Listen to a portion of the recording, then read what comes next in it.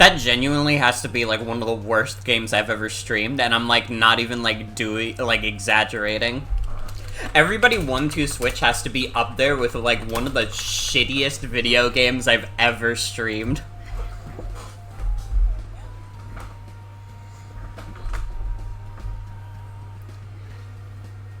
I mean, it was kind of funny, so I don't mind.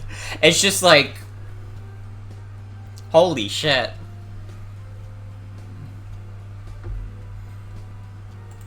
Holy shit, dude. It really is, like, so bad.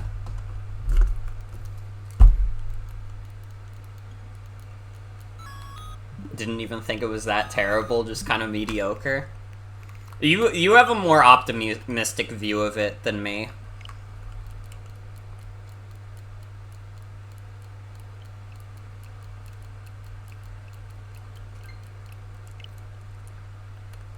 I think what gets me is, like, yeah, like, minigames not being playable for people. The fact that they expect everybody to be in the same room, which literally makes one of their minigames worse. Not being able to, like, play most of the minigames because we didn't want to do the hour-long version. It's like... When I say it's, like, one of the shittiest games I've played on stream, I'm not, like, the games themselves are, like, whatever for the most part. But the fact that, it, like, some of them just, like, blatantly do not work properly, or, like, would be worse if we didn't play it in the way that we did. If we played it the way Nintendo intended, it's crazy. It's crazy.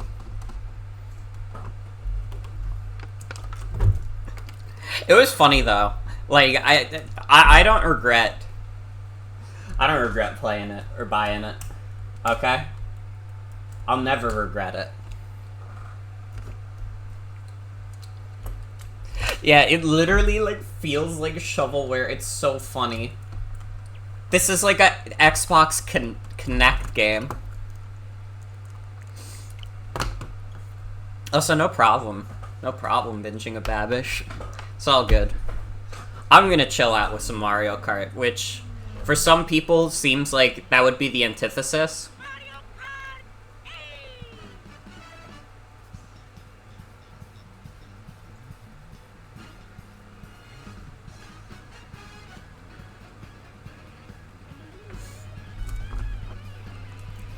Made even funnier by it being Nintendo. No, yeah, it's like... Again, like, usually, like, the worst Nintendo games are just kind of mid as fuck. That was just, like, straight up, like, actually bad.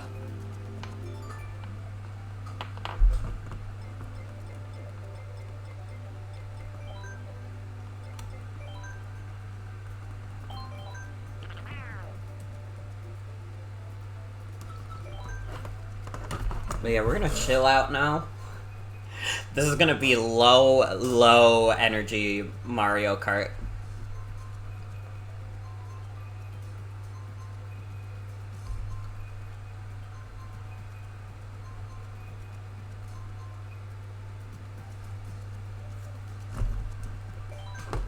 I hope you're all doing well. That was fucking high energy craziness. I had a lot of fun though. Had a good time, genuinely, but you're also like, phew. Yeah, no, I had a good time. And you know what? Did I spend a decent amount of money on that? Sure. But in my mind, it's like, for a couple hours of a fun, stupid time with my friends, you know what? It was like, it's like if I got myself a nice meal, it would have taken about the same amount of time, it would have probably cost the same amount, so I'm fine, I'm satisfied. There's something weirdly comforting about knowing that Nintendo will ship a game of that caliber. You're right, it's like an investment.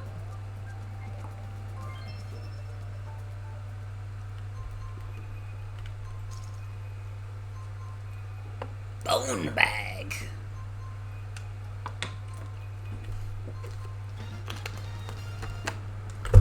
Well, now I have, like, literally, if I ever have, like, a party, I know the exact game I can jump scare people with.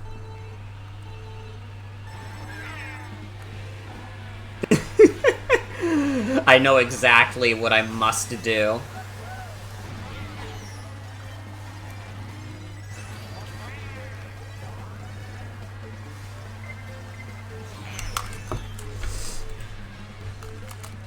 Now we're playing a fun game.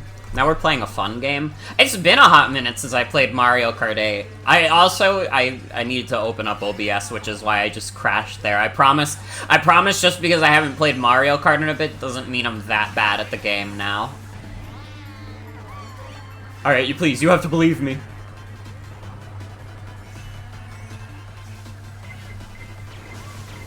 I hope you all are doing well tonight.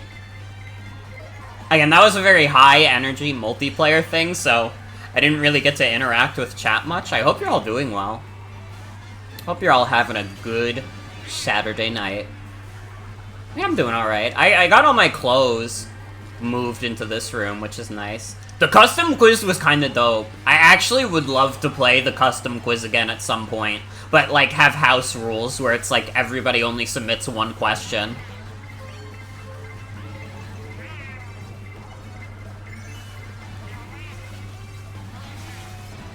Although it's, like, the custom quiz is, like, poorly designed because, like, if you just submit, like, as many questions as possible, you can always know the right answer while everybody else has to guess if your question is shitty enough.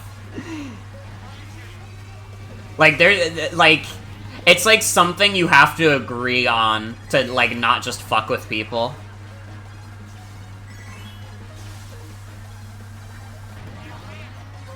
Honestly, what it boils down to is I need to stream Sporkle again. When was the last time I did a fucking Sporkle stream?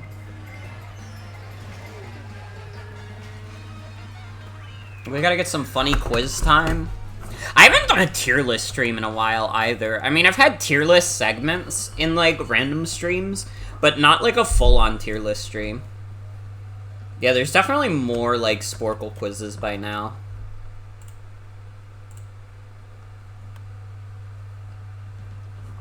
When you did the fat arse question, you had to put arse because ass wasn't allowed. It's, like, so fucking funny that they have, like, a word filter, but not a filter for the icon, like, at all.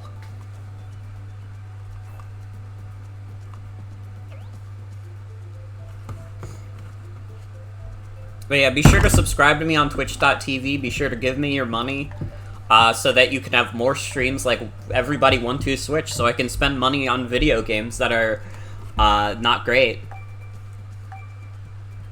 And then, you know.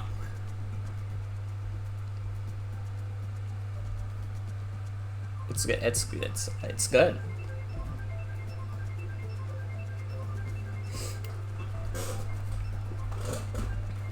It's okay, we'll have, you subbed for 6 months, which you think means you basically bought that game. Unfortunately, with the Twitch revenue split, it's more like you bought half a game, but that's okay. That's okay. You buying half a 1-2 Switch is, like, more than enough, and I appreciate it.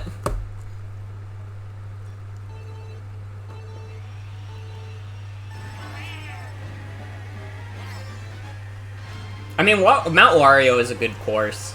It's, like, maybe one of the best courses from, like, the base game.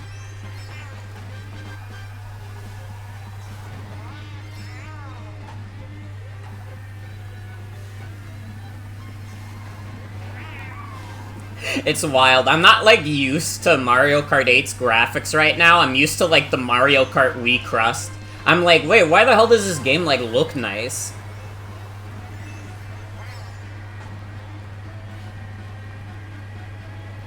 I think so, too. It's, like, up there. It's very good. Like, again, and maybe my Mario Kart opinion is, like, clouded by playing too much Mario Kart 8. I kind of think the base roster of Mario Kart 8, like the original 32 tracks, is just kind of eh. Like, I don't know, there's some really good courses in there, but there's also some boring-ass courses. Like, original Mario Kart 8 has a few courses where I'm like, when would I, like, ever want to play this? Unless I'm, like, forced to.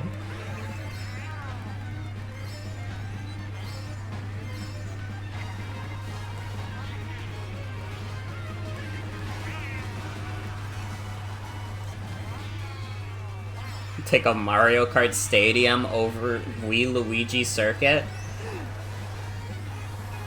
I'd have to think about if I agree with that or not. I mean, I kind of do. That's like one of the weaker courses from Wii.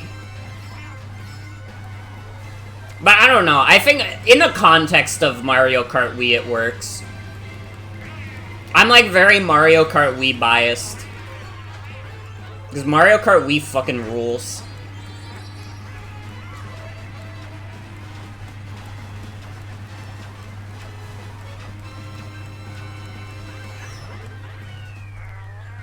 I got 7th. I got 1 point, though! Let's go. It's because we're playing with someone who has, like, 93,000.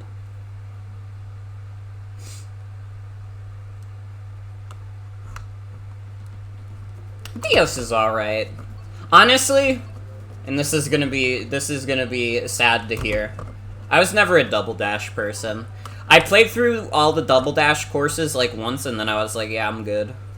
Like, I don't know, they're, like, fine on their own. I'm just, I don't know, I guess I'm not, like, huge on, like, the doubling up mechanic. It gives the game a unique identity, for sure. But I don't know, it doesn't do it for me.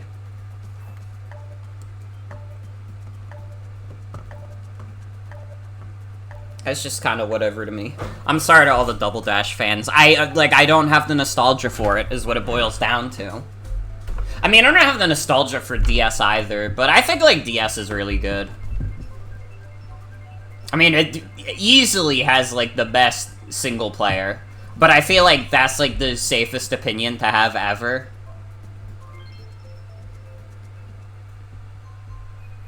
Like, literally, it cannot be more easy for me to just say, like, oh, yeah, yeah, Mario Kart DS has the best, the best single player.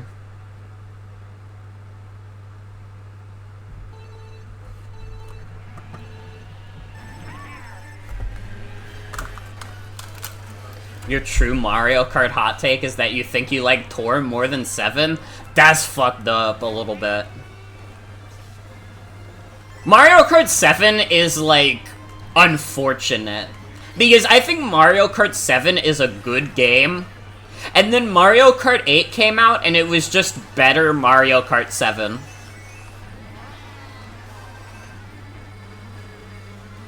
So, like, Mario Kart 7 is, like, a video game that is, like, it's good, it might even be great, but, like, there's just a better option out there. I'm excited to play with new characters soon. Yeah, I played 7 first, so I like 7. It wasn't my favorite, but I liked it. Not even close to my most played 3DS game, though. Like, Mario Kart 8 is probably my most played, like, Wii U and Switch game. Mario Kart 7, like, easily gets beaten out by, like, Fire Emblem Awakening and, like, Tomodachi Life. It was no contest.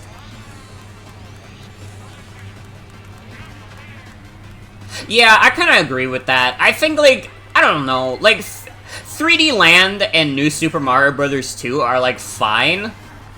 But, like, I could easily see someone say, like, oh yeah, 3D Land is the weakest mainline 3D Mario, and New Super Mario Bros. 2 is the weakest New Super Mario Bros. Game. Like, I might even agree with those, to be honest. Definitely for 3D Land. Like, I'm not huge on Sunshine, but I would probably play Sunshine again over 3D Land.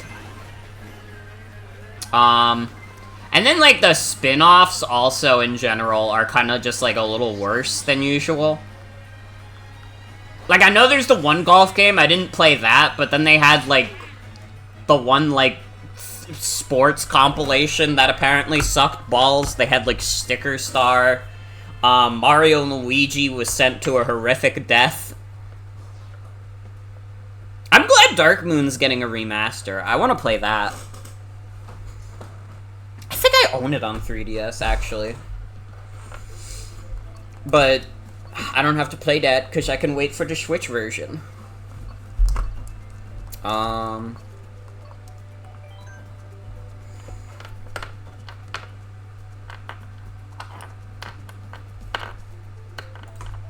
Oh shit, is it already my turn in the draft again? It is.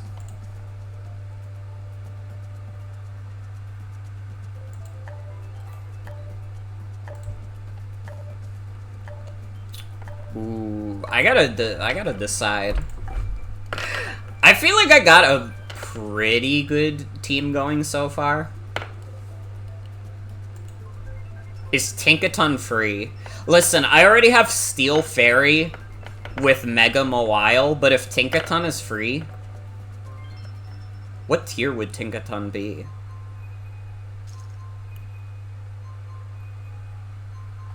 Tinkaton is tier 4, but I don't have another tier 4 switch. I would have to waste my tier 2.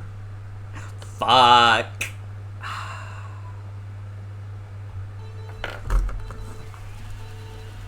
I'm gonna have to take a look. But it seems like we're making good progress in Draft League tonight. We're drafting a lot of dudes. I think I've got quite a funny squad. It's kind of fucked up that I've accidentally ended up being a person with a snow team. The new fucking weather of this game.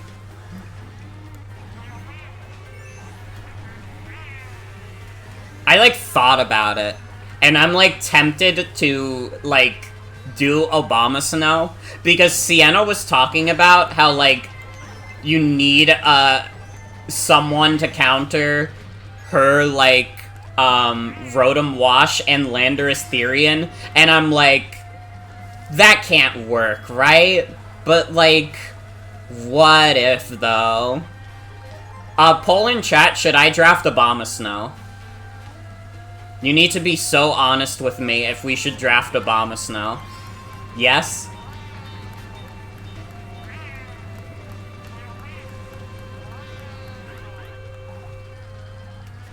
Well, Atticus, you're my friend, so... I trust you with my life. I need to draft another tier 2 at some point. There is actually a Pokemon named Abomasnow. I mean, it's spelled, like, abominable, because it's, like, the abominable snowman. But it's, like, basically pronounced like Obama Snow.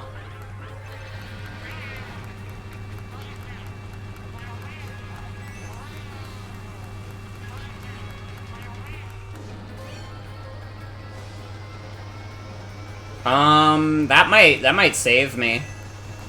I think that literally saved me from getting last. That was crazy. That was actually crazy. I'll take it.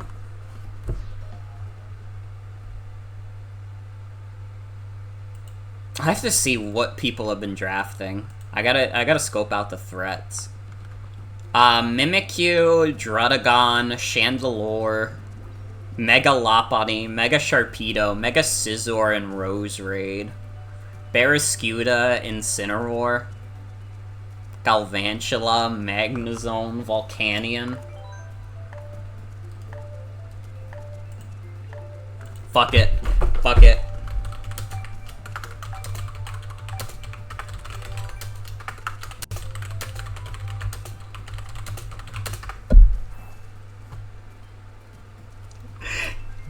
Yeah, Sky High Sunday is, like, just it's a course that exists. It's just kind of a circle. Like, I don't know, it's, like, fine. I think it's, like, it's a cute game for me. Or, not cute game. It's a cute course. But it's, like, not that good.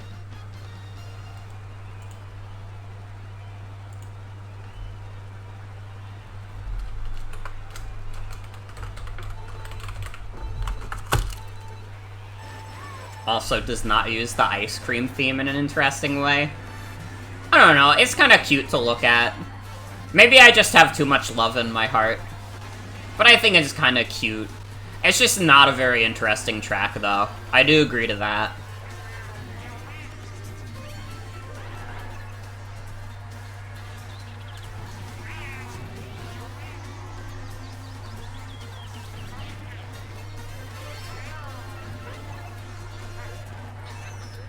It is kind of wild in general. I don't remember who said this, but it is kind of wild in general that the Mario Kart 8, like, booster course pass is, like, definitely a DLC that was made by, like, an internal B team.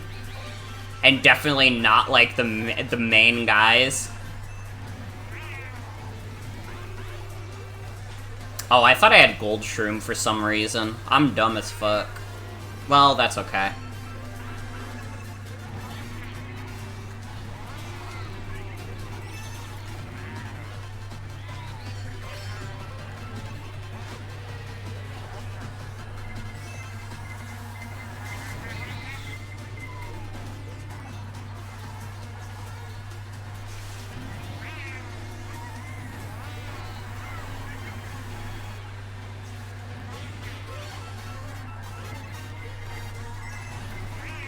Get out of my sight. I'm the focused gamer.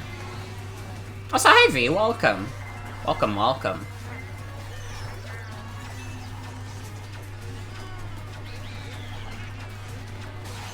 Oh! This is bad. This is real bad for me. Oh. Well, it's okay. Bullet Bill take me to victory. Or at least to a decent place. I'll take it. The items just keep bringing me to... They just keep bringing me to victory. Well, not victory, but 5th place is basically a victory.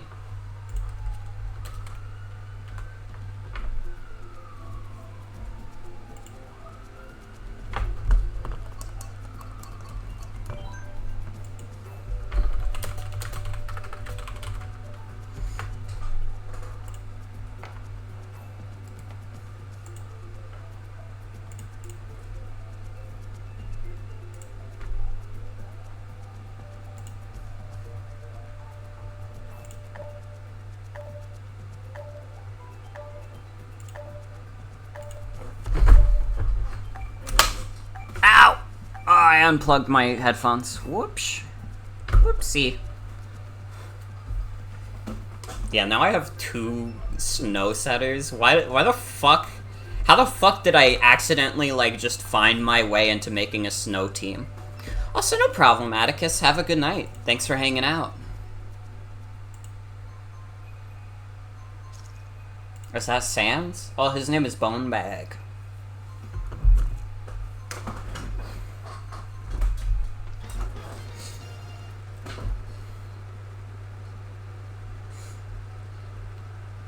What a day for the internet, huh? It's been all stream. I did not, like, talk about... Well, obviously I couldn't during 1-2 Switch, but...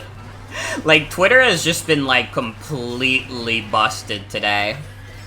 It's, like, in the worst position it's ever been in. The evil is defeated. True, though. I don't know, I need, like, Elon Musk to get the servers running again, though, because, like, I was, like, thinking, like, man, at the very least, like, I want to archive, like, all this art I've been retweeting to my Twitter over the past few months. Like, I would like to have that somewhere in case, like, I don't know. What if I'm, like, the only person on the internet who has this art by these artists, and I really like this art, and I can never see it again?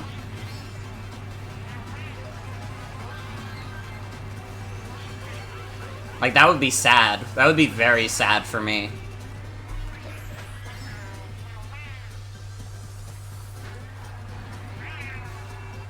The sad thing is, if Twitter goes down, you won't know where to find the Japanese artists you follow. I don't know, you could go to Bixiv.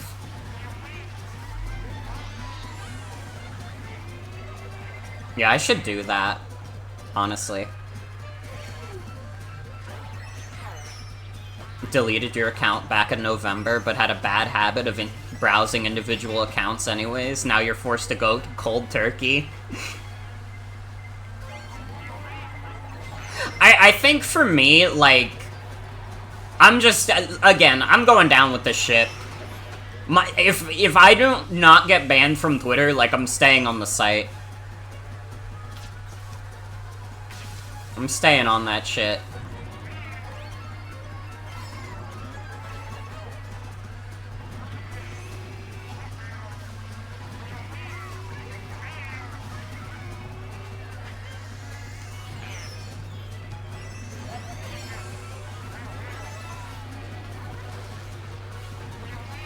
Alright.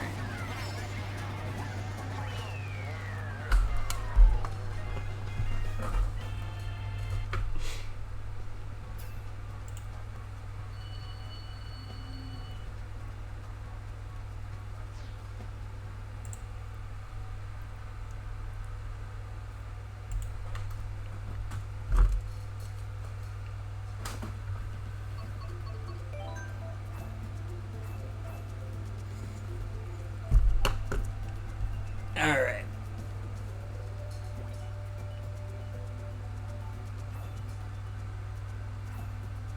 Dude, Coconut Mall. Who the fuck wants to go to the desert over Coconut Mall?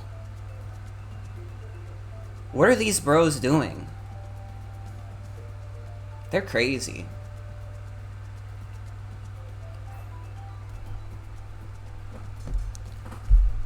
Dry Giant Desert is like the worst base game track. I'd have to think about that. I mean, it's not good. I don't think it butchered Coconut Mall. I think it's still like a really good, fun track. I can agree to you on the aesthetics, but like, yeah, it's like the same except the cars are different. It's like fine.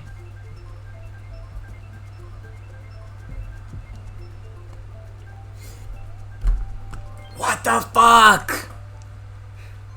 What's wrong with these people?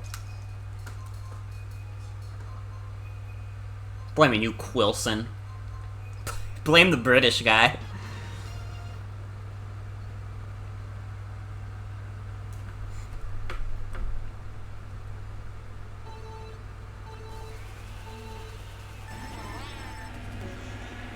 I don't know, mostly the thing I miss with, like, the aesthetic design is that I miss, the Miis that hopped around and were all over the place.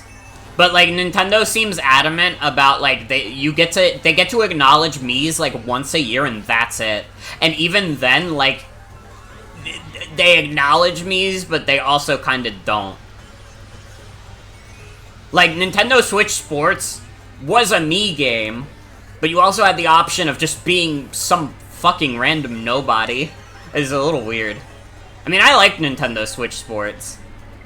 I'm glad that everybody 1-2 switches out, so, like, all the YouTubers who were like, oh my god, Nintendo Switch Sports is the worst, most soulless game Nintendo's ever released, finally they have, like, something worth talking about. Instead of just kind of, like, I don't know, like a mid, like, sports compilation. Like, I don't know, I liked Nintendo Switch Sports. It was fun. I liked that it had, like, a weird bowling battle royale mode. It was cool.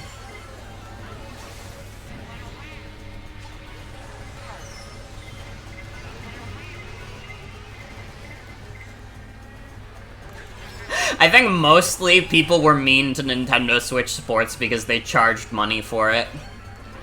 And it didn't come with, like, oh, you get a free Joy-Con with it, or nothing. It's just like, no, you just have to actually pay for, like, one game in the series. Also, yeah, like, I like Wii Sports, but it's definitely one of those things. Is, like... it's just a good pack-in. you know? You wouldn't really want to spend, like, a crazy amount of money on it, but for a video game you get free with your Wii, it's, like, pretty damn good.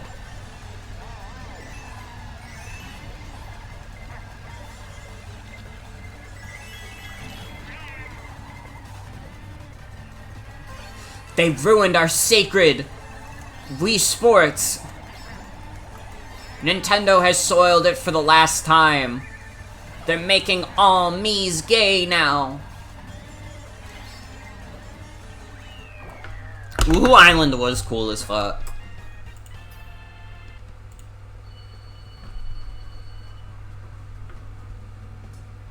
Woohoo Island was cool as fuck.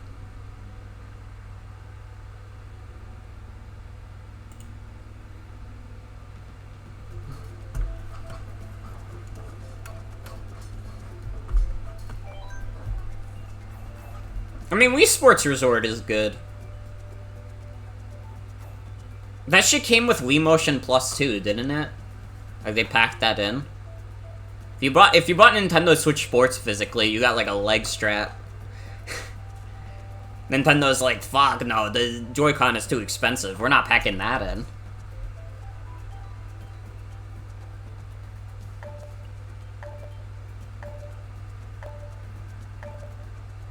I don't know, Nintendo Switch Sports is, like... It's fine. It's fine. I think if you get it, like, on sale for, like... And I know, like, all Nintendo games never go on sale. Like, yeah, but you can also look up websites like eBay and stuff to try and find a cheaper copy. You don't have to just scroll Amazon, everybody. I get it. I'm not happy that Nintendo games never go on sale. But there are ways you can get games for cheaper. If you could get Nintendo Switch Sports for, like, 20 bucks, like, yeah, you could do much worse. It's, like, fine for that price. See, that's what I'm here for. I buy all these games so I can tell you if they're worth the price or not. But I also just, my taste is very broad. So I kind of just enjoy most shit. Which makes it funnier that I called, like, Everybody 1-2 Switch one of the shittiest games I've ever played on stream. Well, no, unlike Nostalgia Critic, I don't remember it so you don't have to. Nostalgia Critic will remember it so that you don't have to. I'm not going to. You're gonna have to trust your own memory on this.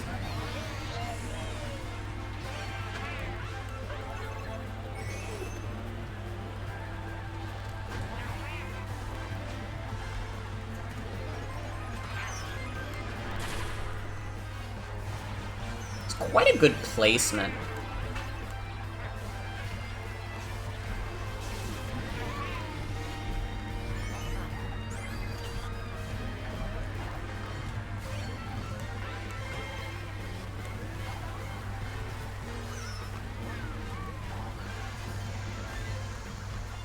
My poor Babam tried so hard. He was beautiful and he was benevolent and he deserved the world. Rest in peace.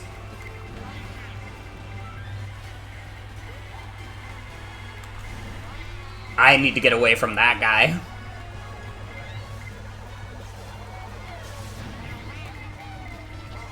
Nope. I had to ruin Mario's day.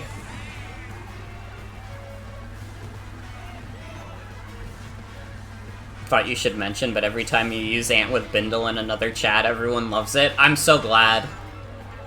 I think Ant with Bindle is maybe one of the best emotes we have.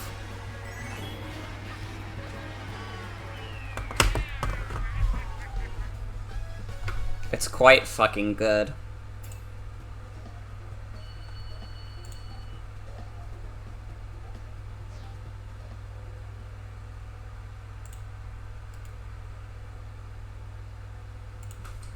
Never gotten a negative or even neutral reaction. It's always outwardly positive. They know. They know how hard that Ant works every day of his life. Part of why you subscribed is that you know one day you're gonna get use out of Peggle 2. Peggle 2 is, like, one of my favorite emotes that I, like, never see in chat. I feel like there are, like, good opportunities to use the Peggle 2 emote, but it just never happens, and it's so sad.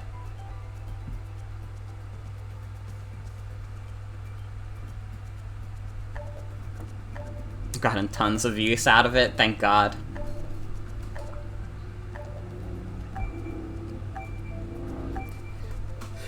I know, like, Twitch has been doing, like, a new stats thing where if you open up the home page on, like, your creator dashboard or whatever the fuck, it tells you, like, this is your most used emote in other channels. And it was the heavy let's go emote, which is kind of wild. I assumed it would be, like, Justin Dance or something. Having it be the heavy let's go is kind of crazy. Because one of the things I was worried about with the heavy let's go is that it wasn't, like, readable enough because it's, like, small. But it seems like people understand. It seems like the people fucking understand that the heavy is so excited. I feel like if people are watching this stream, though, they have to know Peggle 2. Like, my audience does not lean young enough where I'm like, oh yeah, there might be people watching this who weren't there for Peggle 2. Like, I would be fucking shocked.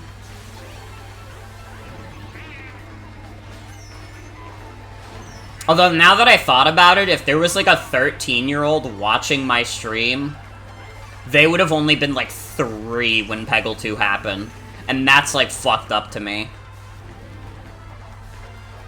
Like, that's kind of blowing my mind. I don't like it. Oh god, in 3 years, there's gonna be teenagers born.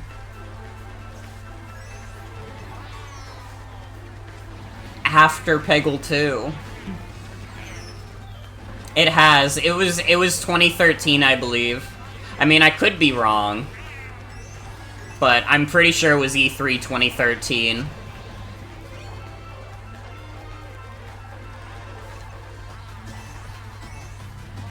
Rewatch the E3 clip it's from, and you wish you could hear the audience reaction, but they just blare the Peggle music.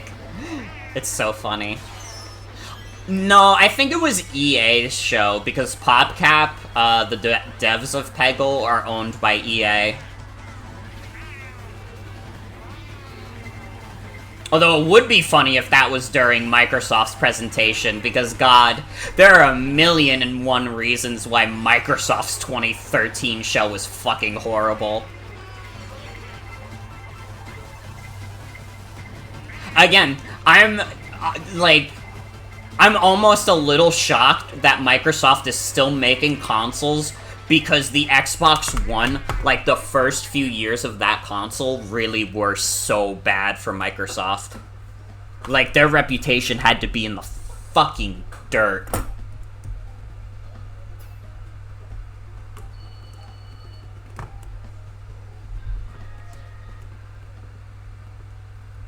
Feel like they're not gonna after this batch of them. I mean, we'll see.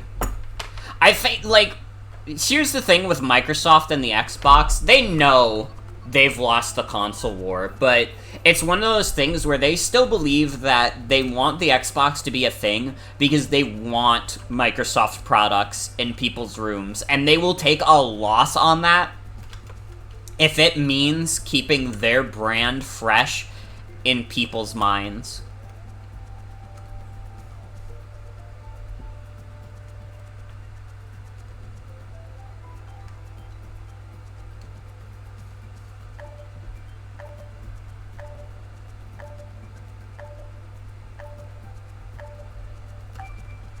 But I think, I mean, as long as the Series X isn't, like, a major bomb for Microsoft, they're probably gonna make another one. And, like, I don't know what would qualify for, like, Microsoft to call the next Xbox, like, a bomb. Because, like, I don't know, they don't seem, like, to feel bad about how the original Xbox did, and that's, like, the worst-selling one. The Xbox One actually, like, sold decently despite its terrible launch. I think it sold, like, 50 million or something, and I mean, it technically still gets sales every now and then, but I doubt it's gonna move much further past that, but tangent. The original Xbox sold, like, 20 million. it was, like, just ahead of the GameCube, but not by much. They both got fucking owned by the PS2. But I don't think, like, Microsoft really considers that, like, a failure. Like, Nintendo considers the GameCube a failure in a lot of ways. But I don't think Microsoft considers the Xbox a failure. Nintendo's standards are higher. I mean, this is true. I think it's also one of those things where, like, Nintendo's horse in the race is much bigger than Microsoft or Sony's. Like, Sony and Microsoft have a million other products they do, but Nintendo just has their consoles and their games. So if a Nintendo console does bad, they feel it. I mean, it being a cheap DVD player helped. I think that...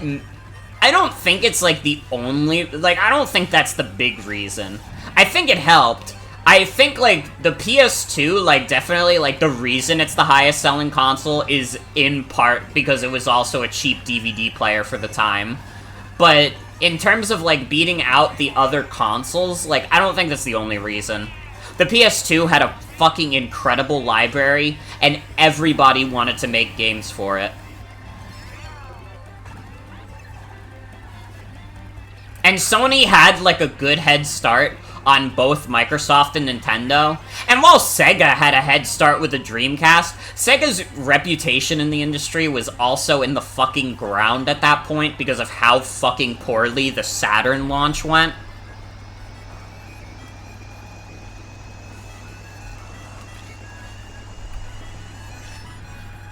So it's like, the DVD player helped, for sure, but I would be lying if I said I think it's, like, the major reason the PS2 was as successful as it is. It didn't hurt, though. I definitely believe it didn't hurt, though.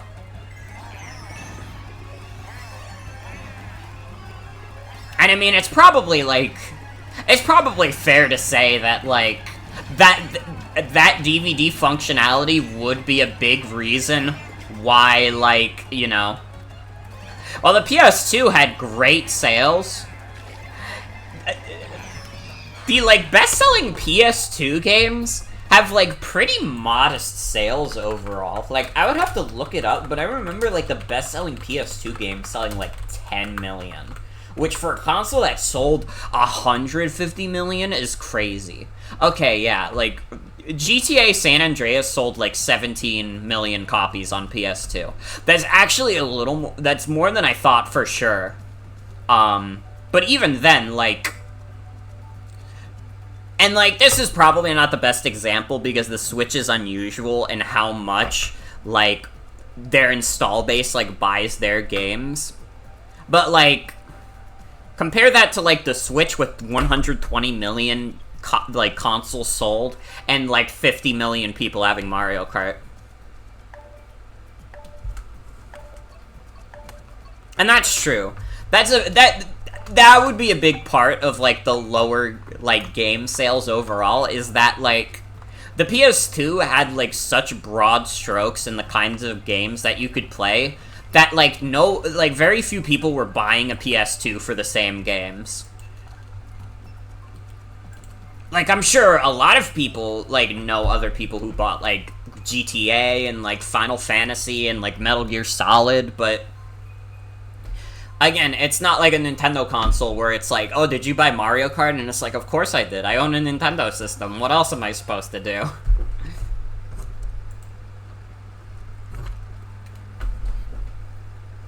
Always thought Sony's greatest strength was in its great breadth of types of games, which makes it a shame that their first-party studios are becoming more homogenous in output. Yeah, you put it, like, way better than I ever could. Like, I don't know, those games are, like, fine. The Sony first-party lineup is, like, obviously good. I'd be crazy if I tried to convince you, like, oh no, yeah, Sony just puts out garbage now. But they're all, like, the same kind of game, and if you're not into that same kind of game, it's like, man, not too much else going on. Like, the PS1 and the PS2 have, like, such diverse libraries. No, again, like, Sony puts out, like, fantastic games, but they're all, like, very similar feeling. There's not a lot of variety in, like, the genres and, like, the types of games. Like, I don't know.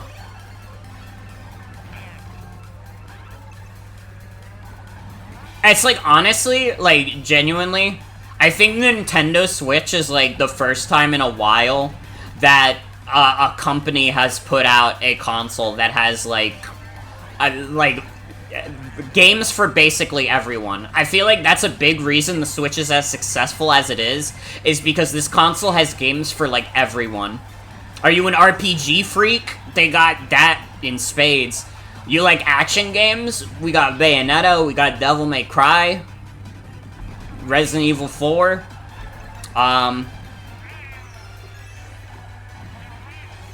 you know, it's like, and like, also, like, I think like, even with the weird way that, with the weird way Nintendo has done legacy, like, content and stuff, I still feel like the Switch has, like, a really, really good, like, retro game library. Like, even if you didn't include, like, any of the Nintendo Switch Online stuff, there would still be, like, a decent variety of stuff. Like, you have, like, a shit ton of arcade games, a bunch of Sega games, a bunch of, like, popular, like, PS1 and PS2 games. Like, and, like, Nintendo's been kind of going all out with releasing, like, more GameCube games and stuff on the console. The Nintendo Switch is, like, probably, like, one of the best, like, retro consoles. Like, not literally, like, a retro console, not, like, an N64, but, like, in that it's, like, a good place to play this, like, these old retro games. Anyone complaining about the Switch's retro offerings do not remember how paltry Virtual Console releases got after a year or two. I'm like, I have the most fucked up opinion, which is that, like, I think that, like, Nintendo Switch Online is kind of better than Virtual Console, strictly as a retro game service. If I'm talking about it as an online service, it's inherently worse than, like, the other Nintendo consoles, because those were just free. But I think if I'm looking at it as a retro game library specifically, I would much rather pay, like, $20 a year to get, like, a bunch of old games that are, like, pretty solid than, like, spend $5 on Urban Champion and baseball. Or where they pulled that shit where it was like, oh, this is an import now. So they would charge, like, they would charge $7 for Super Mario Brothers, The Lost Levels.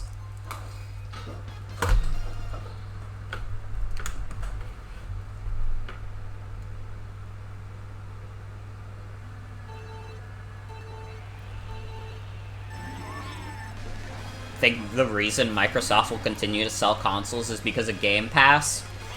I could see it. Game Pass is, like, decently popular. I feel like it's kind of, like, hit its peak currently. And I think that's mostly just because, like, I don't know. That the initial growth for the Game Pass was kind of unsustainable in general for Microsoft. Unless they, like, actually, like, started selling a console that, like, a lot of people were like, oh yeah, I'll get that instead of a PS5. But, like, Microsoft themselves admitting, like, yeah, we lost the console war is crazy.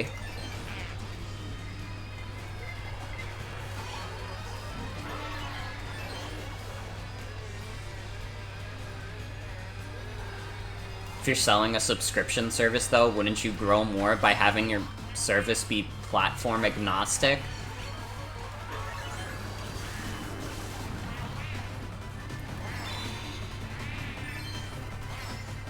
I mean, I think, like, Nintendo and Sony would shit their pants before they would let Microsoft sell Xbox Game Pass on their systems. Like, I know, like, Nintendo and Microsoft are a little buddy-buddy these days, but I still think they would, like, shit themselves before they would be like, yeah, put Xbox Game Pass on the Switch.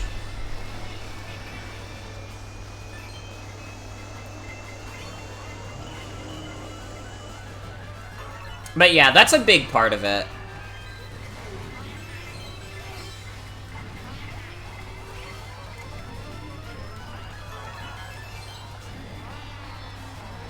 Oh, if Microsoft just gets into cloud gaming instead of consoles, like, I could see that, actually.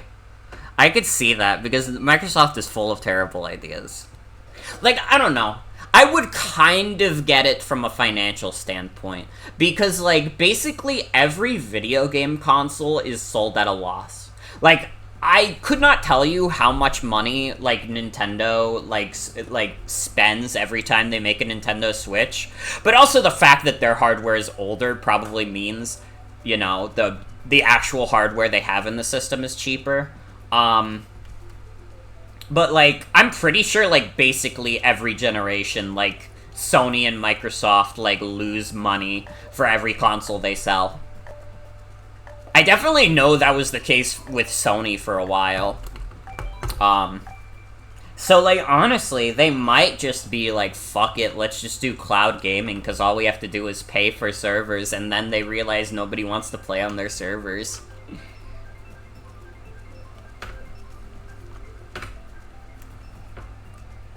That could be. That would be fucked up, but it could be.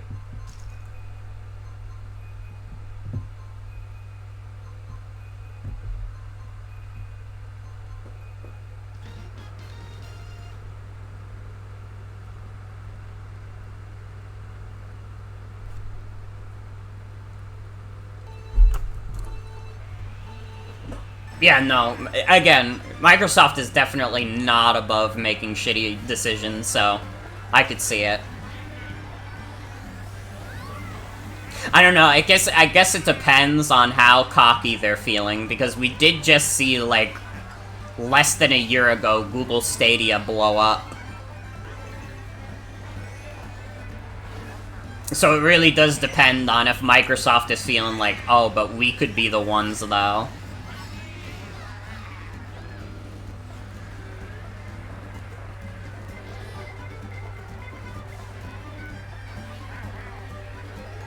I don't like Microsoft, obviously, though. But I do think that the console space would be way worse if Microsoft stopped making consoles. Because then it really just be Sony and Nintendo. And Sony and Nintendo, like, operate in, like, such separate circles that, like, they'd basically, like, have a monopoly of their own fields. Like, Sony would have a monopoly on, like, you know, the home video game console, and Nintendo would have the monopoly on, like, weird shit. I mean, they kind of already do. There's still no real, like... There's no real answer to the Switch still. You know, like, the Steam Deck is cool. I like the Steam Deck. That is an enthusiast device for sure.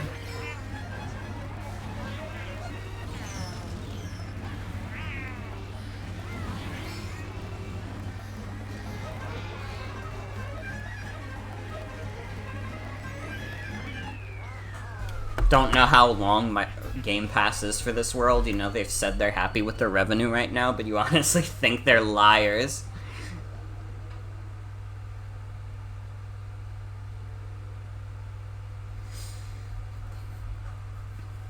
Yeah, no, I agree that cloud gaming doesn't work, but companies do not agree that cloud gaming doesn't work, because they keep releasing fucking cloud games and, like, cloud streaming services.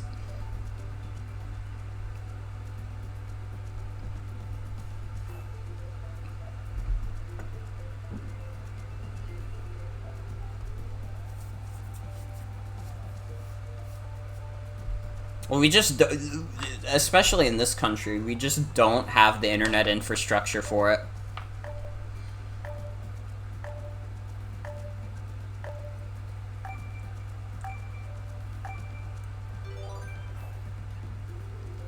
Why are you guys picking N64 Rainbow Road? SNES Rainbow Road clears.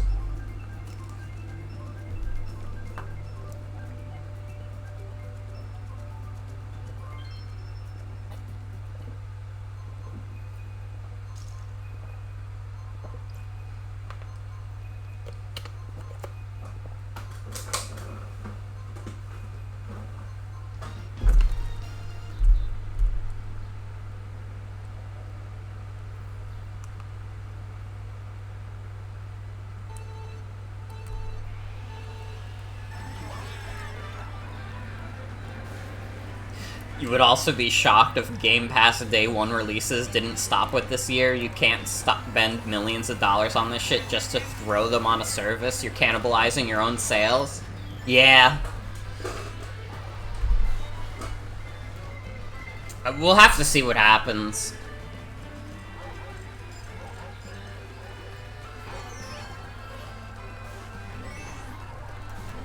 I mean, it is true. Video games are very expensive to buy and produce. But especially to produce.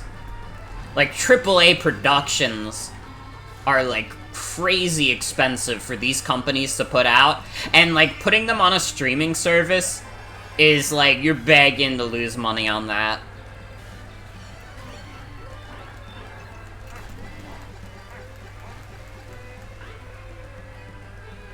Well, to be fair, Netflix isn't profitable because they fucking cancel any show that has any promise because it didn't get 1 million views in, like, 2 seconds. Netflix isn't profitable because Netflix is a fucking stupid company. But that's beside the point.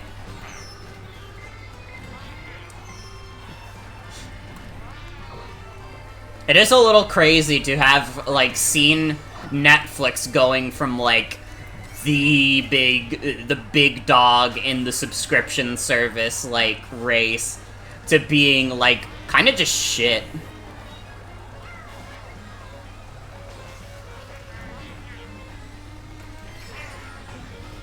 I mean, it was inevitable once, you know... It was inevitable once other companies decided they wanted a piece of the streaming pie, but, like, jeez. Netflix, like, did not do a good job of creating, like, a, like, sustainable backlog of shows that is gonna make people want to come back and, like, keep subscribing.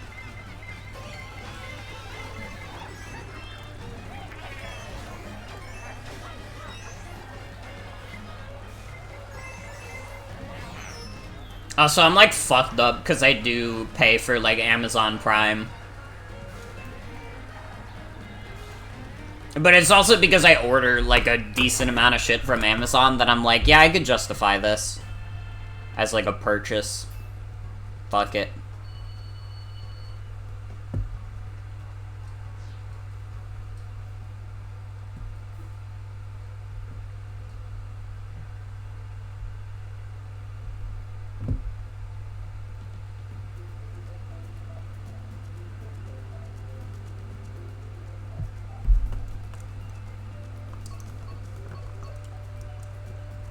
Even those companies that made their own streaming service aren't happy. Disney can't get people to go to the movie theater now. Yeah. I could see that. Like, the subscription service model was a bubble set to break.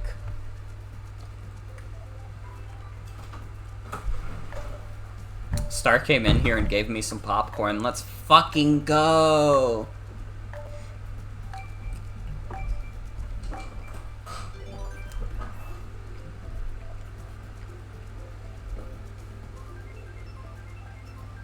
Star? Yeah, my sister, Star. Kinda surprised it happened so fast. Disney Plus only started like 4 years ago. I mean, listen, I'm not a Disney person, but like it's also kinda undeniable that Disney Plus is like one of the better values in like the subscription service model. Like, especially because Disney was pushing it so hard with, like, yeah, this comes out in theaters and on Disney Plus.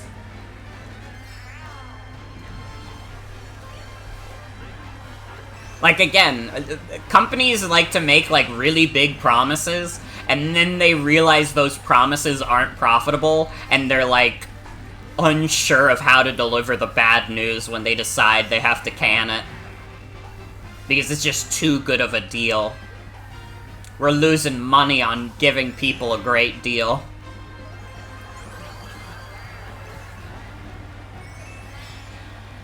Back to the Disney Vault we go.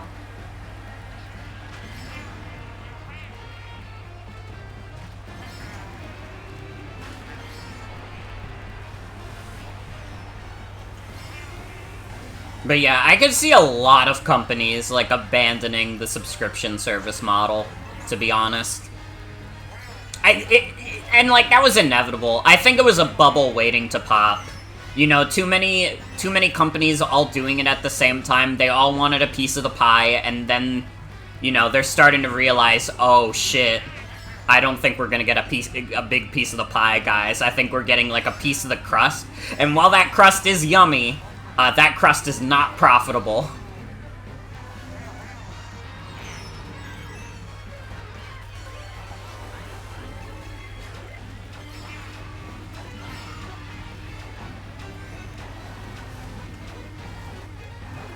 Frankly, I'd be fucking glad if we had less subscription services in the world. It's been an imaginary pie this whole time. Netflix never made a profit ever.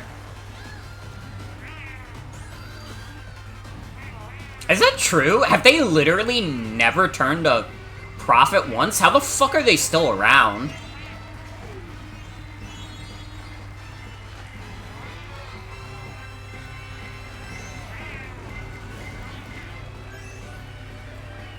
Maybe it was profitable when they just did DVD rentals? Maybe. Honestly, what it boils down to is that if you're a company and you're gonna make a streaming service, if you want to be profitable, you just have to put all old shit on it. Just, like, all your old shit and, like, nothing else. Don't put anything new that you, like, need to make money off of.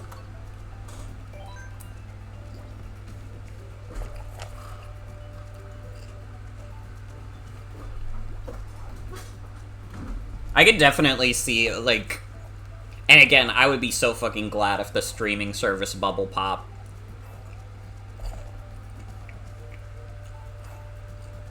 Like, we just reinvented cable, but worse.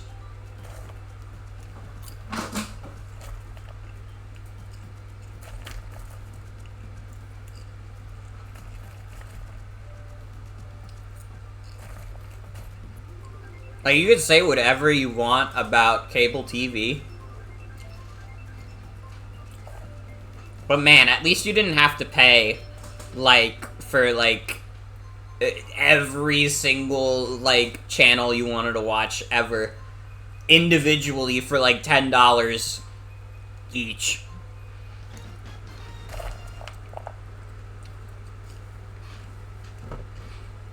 It's fucked up. Why are we playing this map again? It's not that good of a map.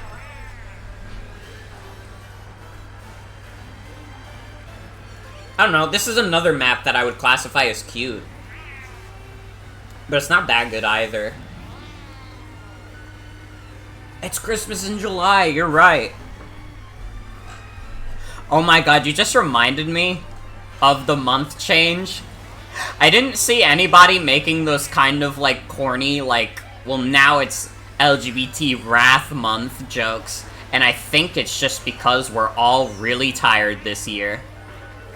Did I just get regular popcorn or special stuff? It's just regular popcorn. It's got a little bit of butter, a little bit of salt. You been seeing them? Maybe I'm just not logged in enough. Also, hell yeah, binging a Babish. That's great to hear.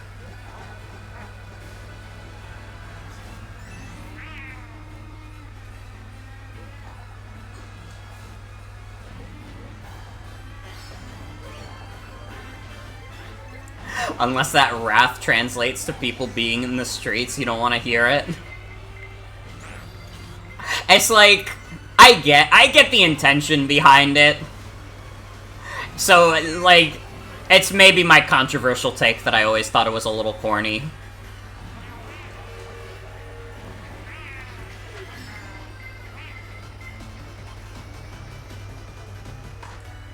Like, I don't know, I'm a bigger fan of just having it be Pride Month, too.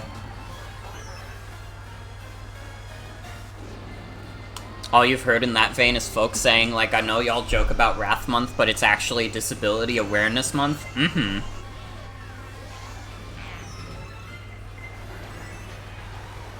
I see. Yeah, that would be a fair enough reason to, be against it. That's a more legit reason than me just saying, oh, I think it's kind of corny. To be fair.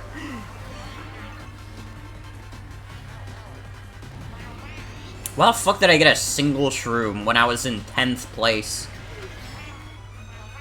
Bro, this game hates me.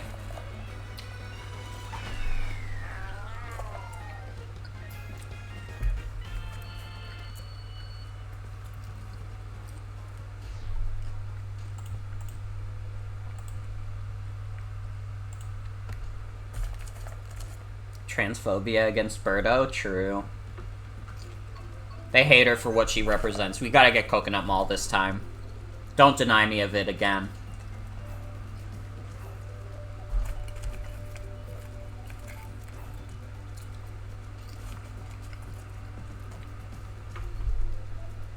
Dude, we're gonna get like 3 Mario Kart characters soon. We're gonna get Kamek, we're gonna get Wiggler, we're gonna get PD Piranha. That's like dope as fuck. It's like a really good lineup of characters too.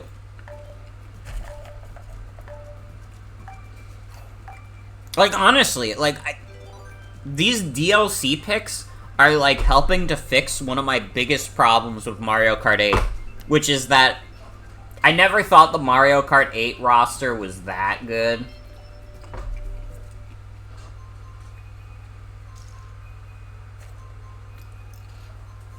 Like, I don't know, a lot of the Mario Kart 8 roster is very redundant. I don't even mind, like, the Koopalings, but, like, 5 baby characters, and then you have Metal Mario and Pink Gold Peach.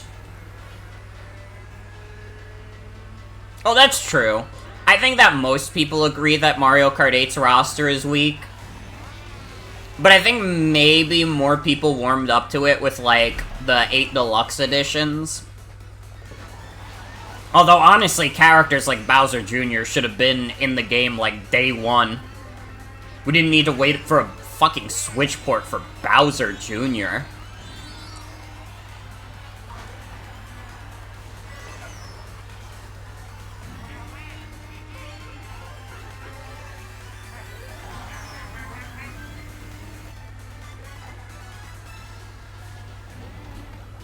Your instinct is that the Wii U needed a big hit soon, and where they cut corners was on the roster. Well, that, and also, they definitely cut corners on that battle mode. Do you guys remember original Mario Kart 8's battle mode? Because holy shit.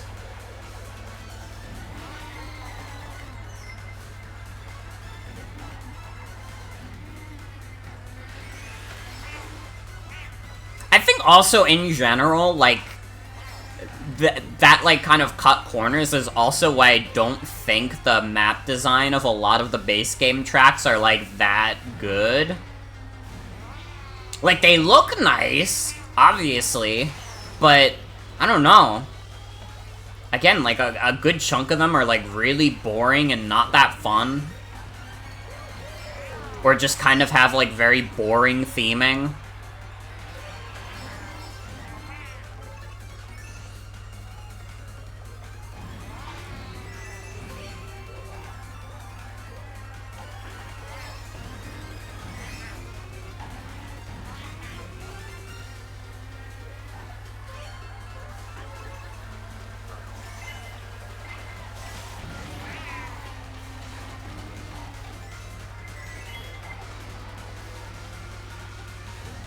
You always thought 8 had the best track selection?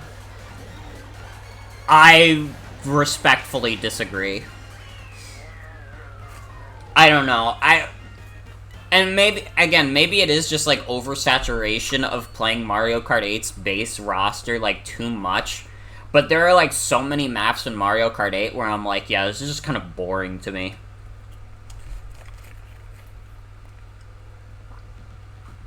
Meanwhile, Wii has been entertaining me with the same 32 tracks since 2008.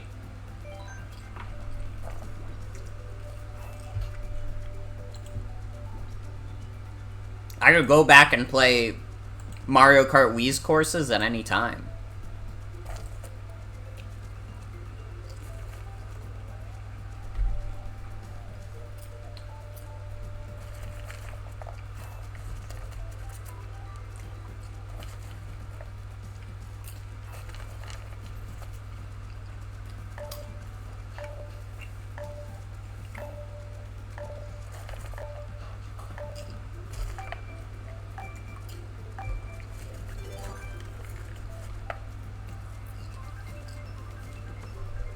Have any of y'all been checking out the Steam Summer Sale? I've gotten quite a bit. I honestly might already be good for, like, the entire Steam sale. Because I got some good shit. I got some good recommendations from friends. Quite happy with the lineup I've gotten.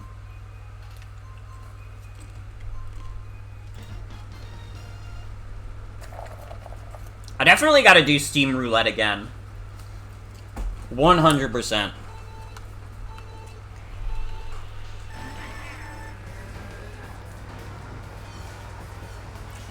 Fuck, I just realized I've been so busy with, like, moving rooms, that I haven't been grinding in Fire Emblem Awakening. Ah, well. We'll get to that. We'll get to it, though. I mean, I'm not gonna stop streaming it just because I didn't grind as much as I wanted to.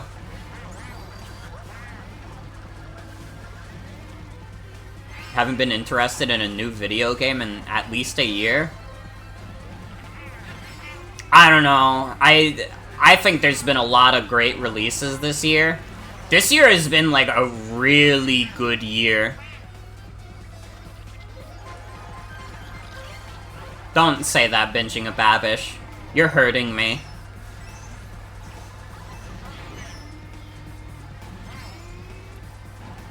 It's fucked up.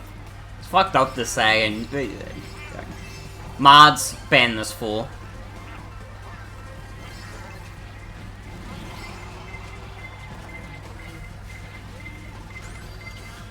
Honestly, can I be honest? I think Sonic Superstars looks good. Man, does Mario Wonder look way better. Oh my god, H. Pinching a Babish silenced.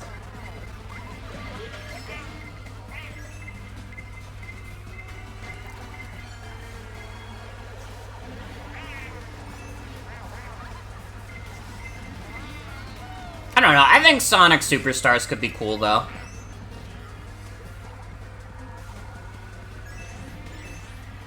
It's everything you wanted from New Super Mario Bros. After Wii and never got. Mm-hmm. Can I be honest, also? I think still the best game I've played this year was Fire Emblem Engage. That shit came out in January, which is, like, the month you release stuff if you want to send it out to die, and I'm like... Well, why would you want to do that? Because Fire Emblem Engage is, like, really fun, though.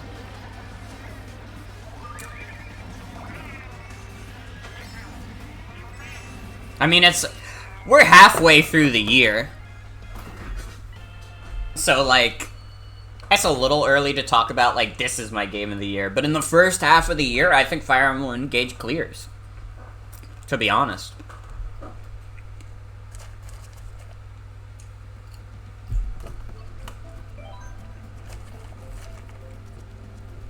It's all gonna change when You Are Peter Shorts drops, by the way. I'm so fucking excited for You Are Peter Shorts. I've been dying with anticipation because it keeps getting delayed.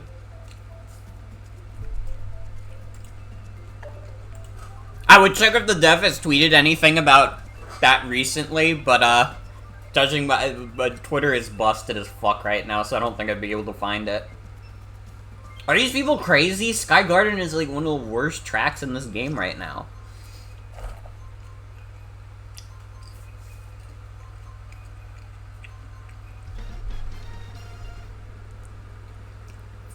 Pizza Tower was good.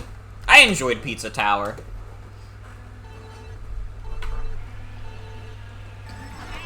I forgot Knuckle Sandwich was a game, honestly.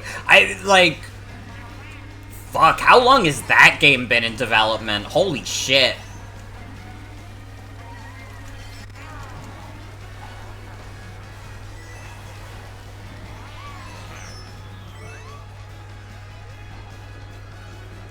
Knuckle Sandwich is, like, a, like, mother-inspired, like, RPG that looks pretty funny.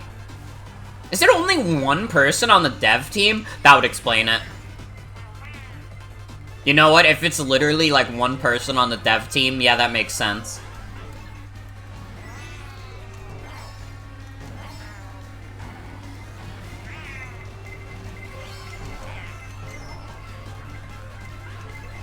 Listen, if you're gonna take inspiration from anything, you might as well take it from the best of the best. Okay, I don't subscribe to that whole, like, oh, quirky indie RPG inspired by Earthbound about depression. Like, you're describing Omori. You want to redirect your anger at Omori, but you don't want to say it because you're scared of the Omori fans.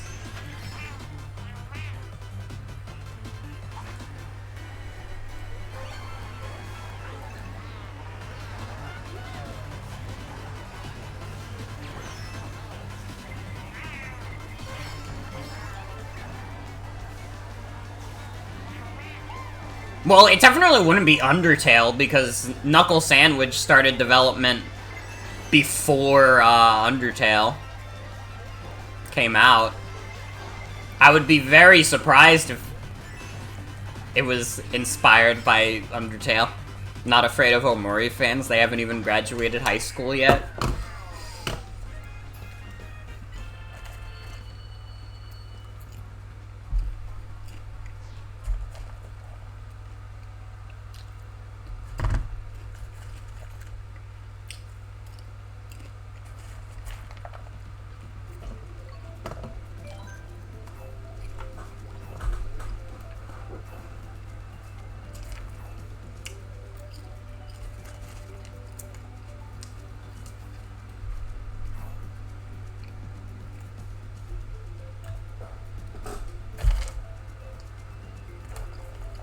Oh, I'm excited for Fields of Mystria to come out next year. The farming sim that has like the 90s anime graphics. Well, Driving Driftway is like one of the best courses. Straight up. It's like top 5 at least. Yeah, it seems fun. And I like how it looks. People who hate it are just bad at driving. True. Just learn to drift, forehead. It's in the name. Alright, I'll play Maple Treeway again.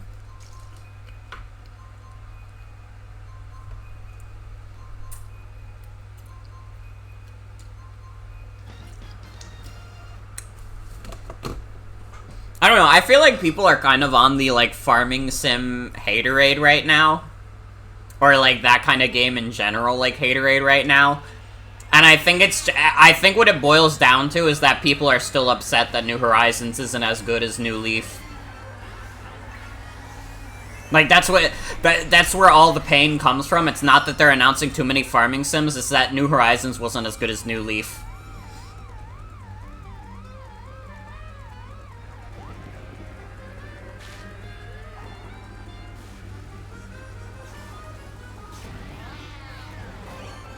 That's kind of wild, especially because he got, Nelward to compose a few songs for it, and Nelward very much loves Earthbound, and makes, like, Earthbound-inspired, or used to make Earthbound-inspired, like, music. Nowadays, he's releasing, like, cool-ass singles and stuff that I think are quite fucking good.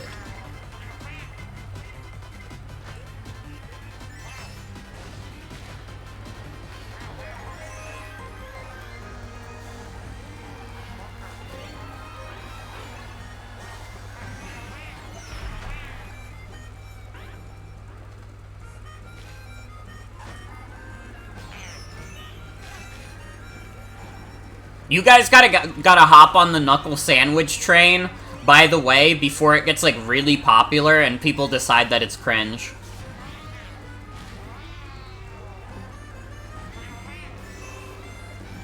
Like, Knuckle Sandwich has the potential to be a big hit, and that means that people will hate it on the basis that it's popular. So you have to invest in stocks early. Before people go into your DMs and are like, ew, you're playing that game. That game's cringe.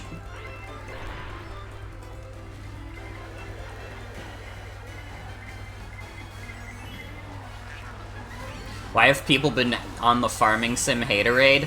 I mean, part of it, like, I made the joke about New Horizons, but honestly, I think the big thing is, like, it's a little bit of an oversaturated market right now. Like, Like, yeah, in the press conferences, they show off a lot of farming sims. And it's like, not that it's like a new genre, but it wasn't nearly as popular back in the day. So it's a lot of companies and indie companies, like, playing catch-up with the popularity of something like Stardew Valley. Like, they've come to realize, oh shit, wait. People actually really like this genre.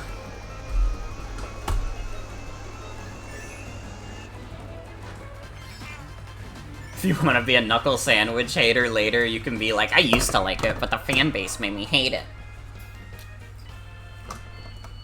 True.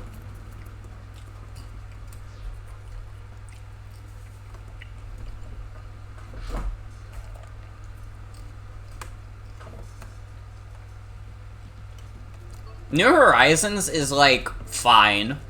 My opinion on New Horizons is, like, it's literally fine. And it's, like, in my mind, it's, like, hard for me to process, like, so many people, like, vitriolically hating this video game that they all collectively spent, like, 500 hours each on. Like, I, out of my friends, had the least, like, hours in New Horizons, and so many of my friends who put in, like, hundreds and hundreds of hours into New Horizons were like, yeah, the game's shit, and it's like, why did you play it that long, then? Do you guys not play video games for fun? Why the fuck would you play a video game for 500 hours and then be like, oh, but it's not fun, though? I mean, I say that. I did that with Fates back in the day, but I was unmedicated, so I'm allowed.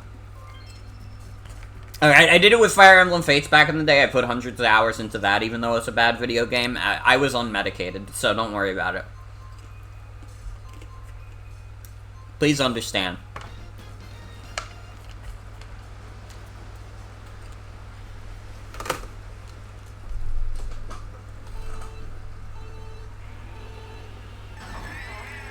Like, I don't know. New Horizons is fine.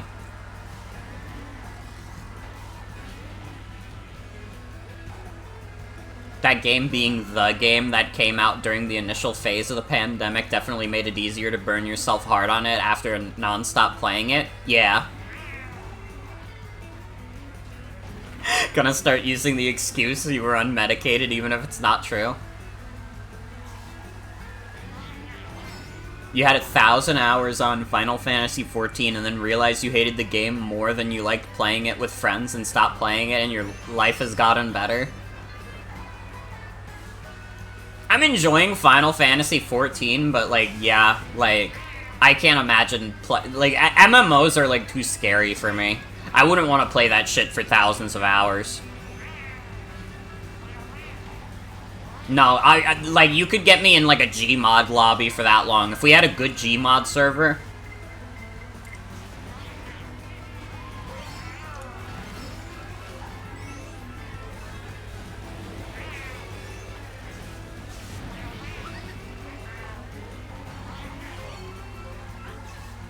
Put 300 hours into Brawlhalla before realizing it sucked ass and your only enjoyment was seeing people in competitive get pissed at you? Mm-hmm. Ow.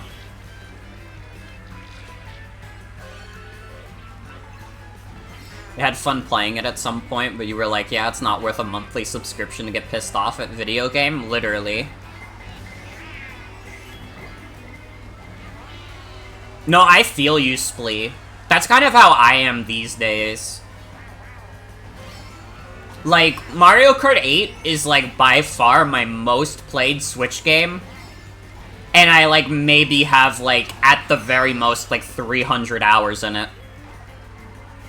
Which is, like, still a lot, to be fair. But it's also a 6-year-old video game. Based on a nearly 10-year-old video game.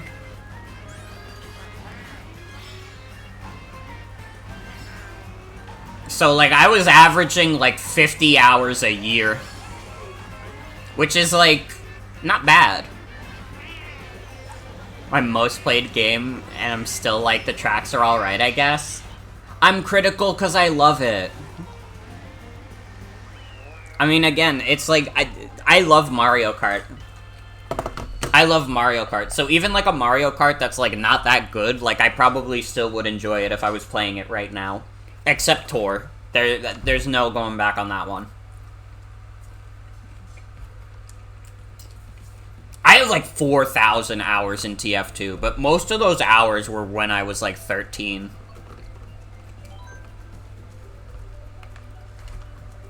But I've still put like a shit ton of time in TF2. It has Luigi and Lederhosen. Oh, that is pretty good.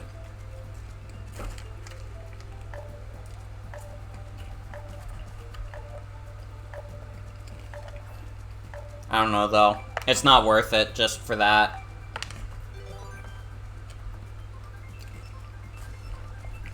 It would be hard to figure out what my most played game is, but it would probably be Pokemon Emerald. Just because I've done so many fucking playthroughs of that game over the span of my life, that it's probably Pokemon Emerald.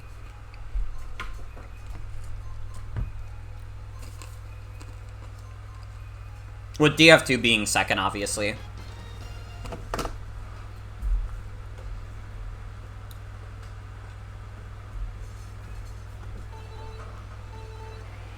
Need to spend unhealthy amounts of time in more games to knock Brawlhalla out of your most played games on Steam? Dude, I gotta be honest, I gotta piss again. I've been going through water bottles like like I'm a fucking horse or something. But it is quite hot. I have been sweating a lot on this stream.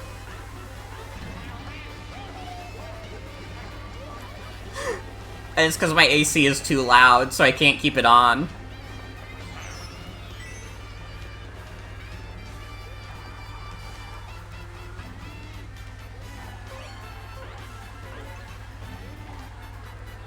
TF2 is really good. If you're ever able to set it up, I mean, TF2 is an all-timer.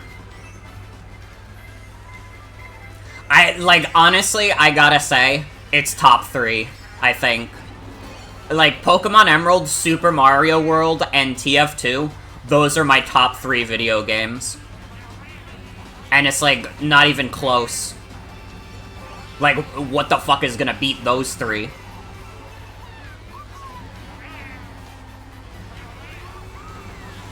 I think that, like, basically never again in my life will a video game ever leave as much impact as those 3 specific video games.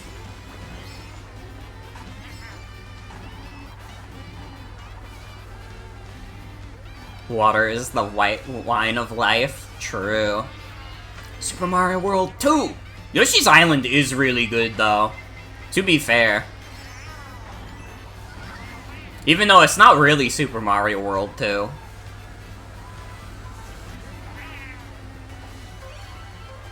But I mean, it's solid. I think it's a great game. It's like definitely one of the Super Nintendo's best games.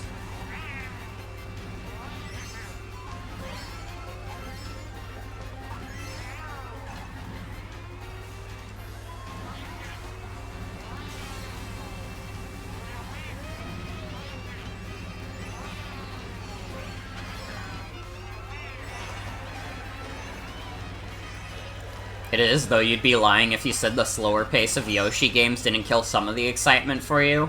I mean, I feel like Yoshi's Island is pretty decently paced for what it is. I think every Yoshi game afterwards is kind of boring as fuck. I love the phrase wine of life, because depending on context, it's either blood or water. Alright, I do need to use the bathroom again. When we come back, I think we'll do more Mario Kart. I'm having fun with this. I think a chill, variety hour that's just like 1-2 switch and then Mario Kart to chill for the night, is good. But I'll be right back.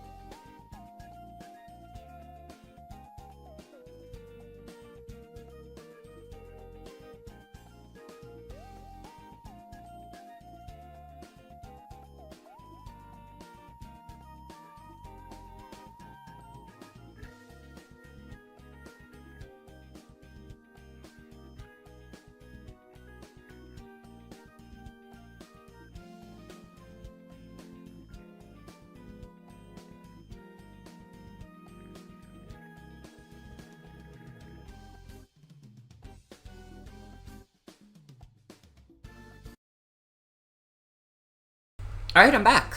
Hi.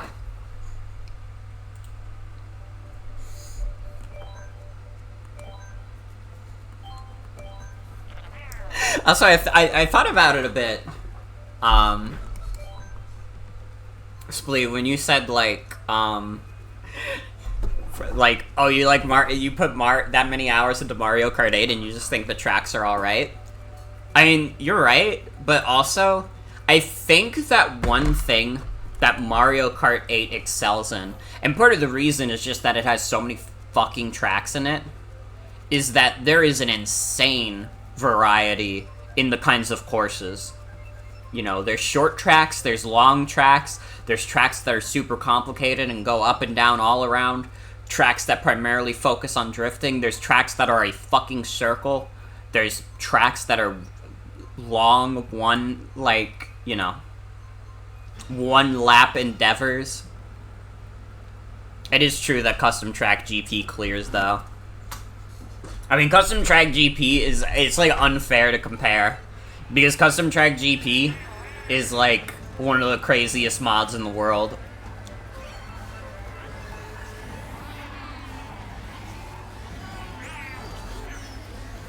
But you're right. You're right. But I think in terms of, like, not thinking of, like, mods or anything, I think that Mario Kart 8 Deluxe has a very good variety of courses, which makes me enjoy it more. Even if a lot of the times I think most of the tracks are just kind of okay. Very true. Very true. Here's the funniest track that could never be in Custom Track GP, but I can still envision it with my mind's eye from watching fucking TWD's old, like, Custom Track, like, Rate That Custom Track show. There was a course that was just... It was using the Maple Treeway assets, and it just created this tree that was a straight line, and there was no way to move on, there was no way to get another lap. It was just a straight line that you go in forever. I think that was the best Custom Track I ever saw, and they'll never add it to Custom Track GP, which is so unfortunate. I would love if Custom Track GP had a free soft lock.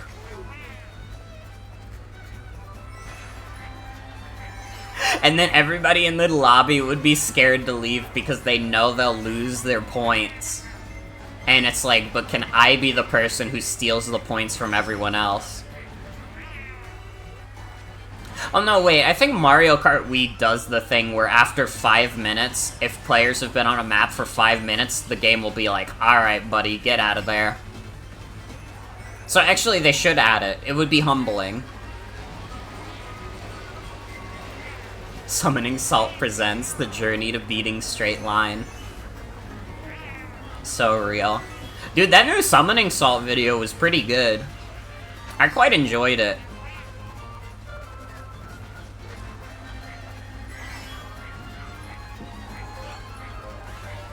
I mean, Summoning Salt videos are always, like, pretty damn good. But I especially like the most recent one. With Abney.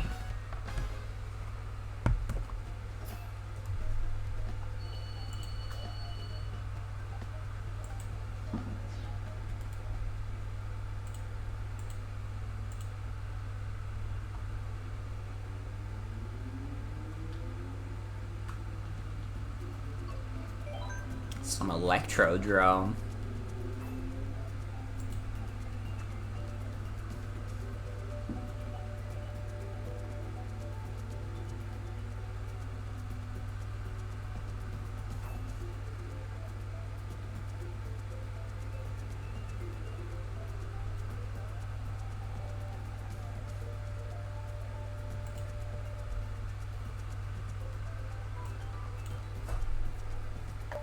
That car in Drome is so fucked up. Literally, for the longest time, I just thought that map was called Electrodome, and, like, when I learned it was Electrodrome, it, like, it was, like, a fundamental shift. Like, the timeline had changed. I think I literally didn't even realize it, at least until, like, 8 Deluxe came out. It's a disco thing? I mean, that makes sense. It does have, like, disco theming. It's just funny.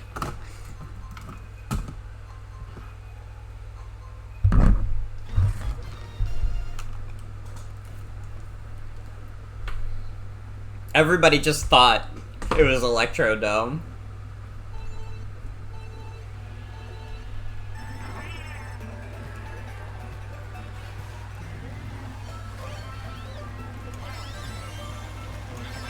Is this 200cc?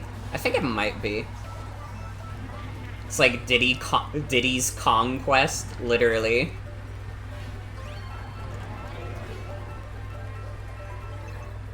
Also, go for Avenging a Babish. You're always free to join my Mario Kart endeavors.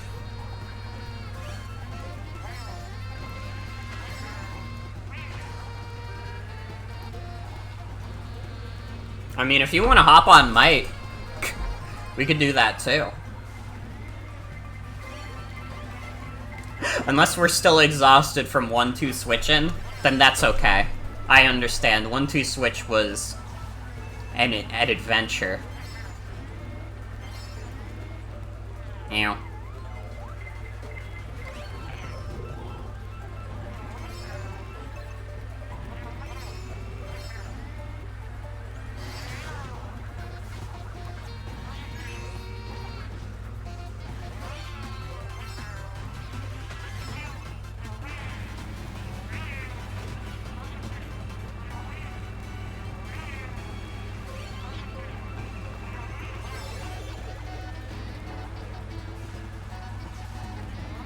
Damn, I used to be like the 200cc queen. It's quite unfortunate how things are going right now.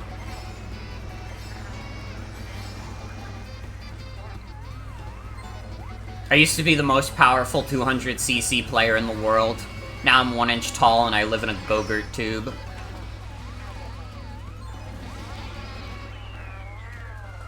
I got that lightning bolt way too late.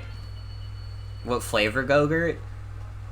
I don't know, I'm too small to read the text.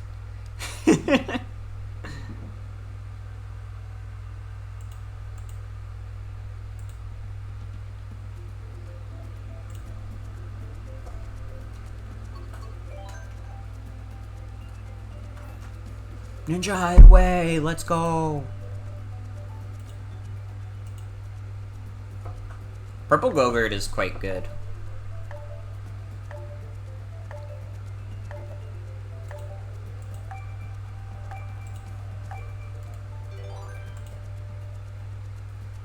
Put me in the dirt, put me in a shirt.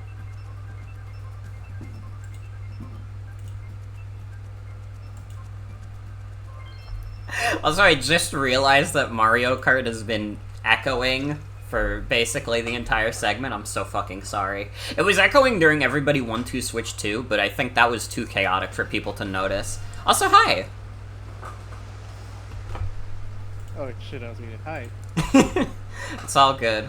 Welcome to my Mario Kart heaven. Oh yeah, thank you for having me in Mario Kart 7. Holy shit, that 1-2 switch. Fucking. Oh my god.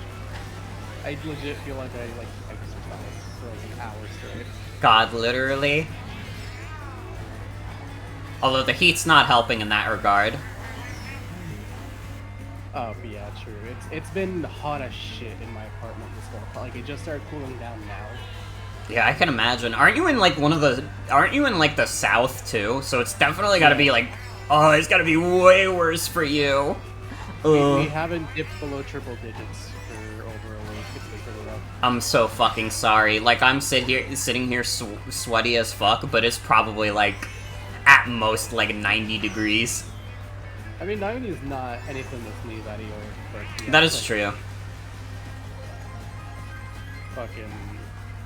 It took a while for it to get hot, honestly. At least over here it did. It's been like pretty bad since early May, but like it wasn't like unexpectedly bad. Yeah. Considering where I live.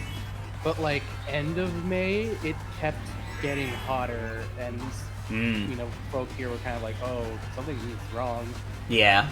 And then like a week or two ago, like I think we had like a high of 116. Feels like 120 something.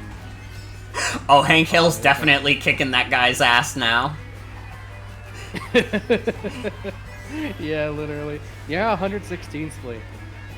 We had like a lethal heat advisory saying like don't be outside unless you absolutely have to. If your AC breaks, that's considered an emergency. Get it fixed immediately. Type shit. Yeah, Jesus. It's calming down a tiny bit. We should be a little bit better for like I think mid to end July, and then come August, good luck to us. Yeah. Yeah, it was just like kind of just lukewarm here for a while. Like we were like averaging like the 70s for a while. Yeah, we don't get we get I think 3 weeks on a good year of like tolerable weather. I'm so sorry. Yeah, I mean I'm used to it. That's just I've spent like 2 decades in this kind of weather cycle. A lot of us are we just put up with it. Yeah, you're veterans at this point. Dude, there's no way it's like 71 degrees right now. Okay, so it's actually still averaging 70 degrees. It's just that the fucking humidity is killing me. Yep, that's the real killer. Thankfully I've moved somewhere a bit drier, so it hasn't been as bad, but... Yeah.